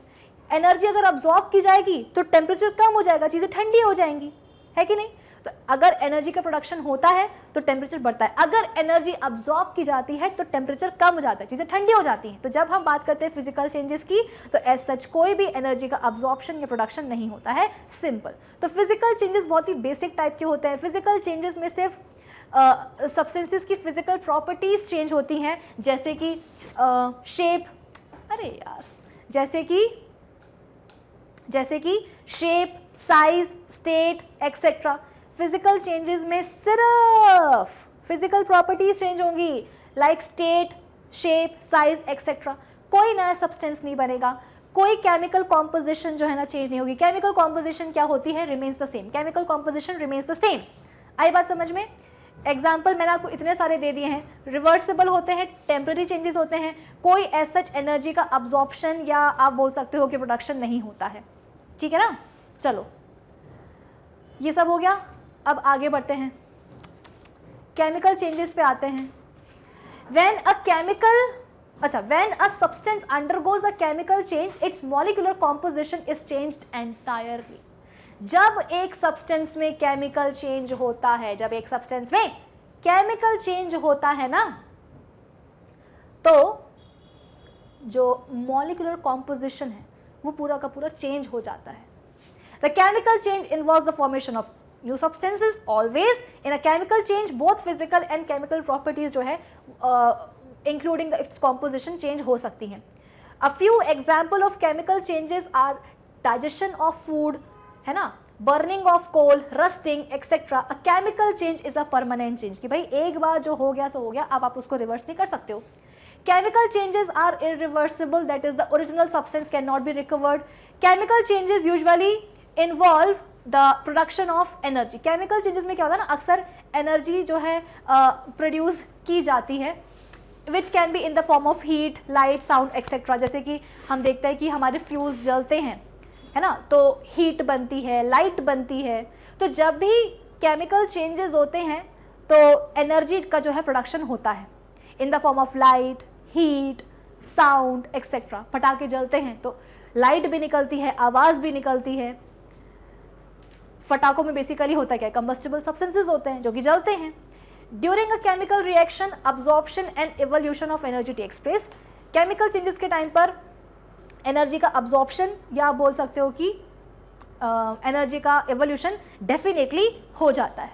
चलिए तो अब एक काम करते हैं, थोड़ा सा और आगे बढ़ जाते हैं। कैसे? ऐसा है कि हमने केमिकल चेंजेस के बारे में इतना कुछ पढ़ लिया है, केमिकल चेंजेस के बारे में हमने इतना कुछ पढ़ लिया कि भैया केमिकल चेंजेस में जो सब्सटेंसेस हैं उनकी केमिकल प्रॉपर्टीज चेंज हो जाती हैं, सब्सटेंसेस का जो केमिकल कॉम्पोजिशन है वो चेंज हो जाता है, नए सब्सटेंसेस बन जाते हैं। जो ओरिजिनल सब्सटेंस है वो अपनी आइडेंटिटी खो देता है। लेकिन कभी सोचा है कि कैसे मैम, ऐसे कैसे हो गया? एक्चुअली जब केमिकल चेंजेस होते हैं ना तो समझ जाओ वहां पे हो रही हैं क्या? Chemical reactions. क्या हो रही हैं? Chemical reactions. आई मेरी बात समझ में? कि कभी सोचा है कि यार केमिकल चेंजेस में जो इतने ड्रास्टिक चेंजेस हो रहे हैं, केमिकल चेंजेस में हमेशा नया सब्सटेंस बनता है, जो ओरिजिनल सब्सटेंस है वो कहीं खो जाता है, इरिवर्सिबल चेंजेस होते हैं। कैसे? तो जब भी केमिकल चेंजेस होते हैं हमेशा उन चेंजेस में केमिकल रिएक्शंस होती हैं। Whenever a chemical change occurs, we can say that a chemical reaction has taken place. हमेशा केमिकल रिएक्शन होती है। आई मेरी बात समझ में? अब देखो ऐसा है कि केमिकल रिएक्शन क्या है, कैसे है ना, ये सब हम पढ़ेंगे कब? अपने अगले सेशन में। कहाँ पढ़ेंगे? अगले सेशन में। फिजिकल एंड केमिकल चेंजेस तो समझ में आ गए ना। अब हम मैंने आपको एक कह सकते हैं कि सस्पेंस के साथ छोड़ दिया है कि भाई केमिकल चेंजेस जब होते हैं तो वहाँ पर केमिकल रिएक्शंस होती हैं और उन्हीं केमिकल रिएक्शंस के कारण आप बोल सकते हो कि नए सब्सटेंसेस बन जाते हैं, जो ओरिजिनल सब्सटेंस है वो कहीं खो जाते हैं। तो केमिकल रिएक्शंस पे आकर के मैंने आपको सस्पेंस पे छोड़ दिया। केमिकल रिएक्शंस क्या होती हैं, उनकी कैरेक्टरिस्टिक्स क्या होती हैं, एनसीईआरटी की 2 एक्टिविटीज़ है वो भी हम डिस्कस करेंगे अपने अगले सेशन में। इस सेशन के लिए बस इतना ही। तब तक आप क्या करोगे, मतलब मिलते हैं अगले सेशन में, तब तक आप क्या करोगे? Do visit our official website that is magnetbrains.com. Till then keep learning with Magnet Brains. Thank you for watching.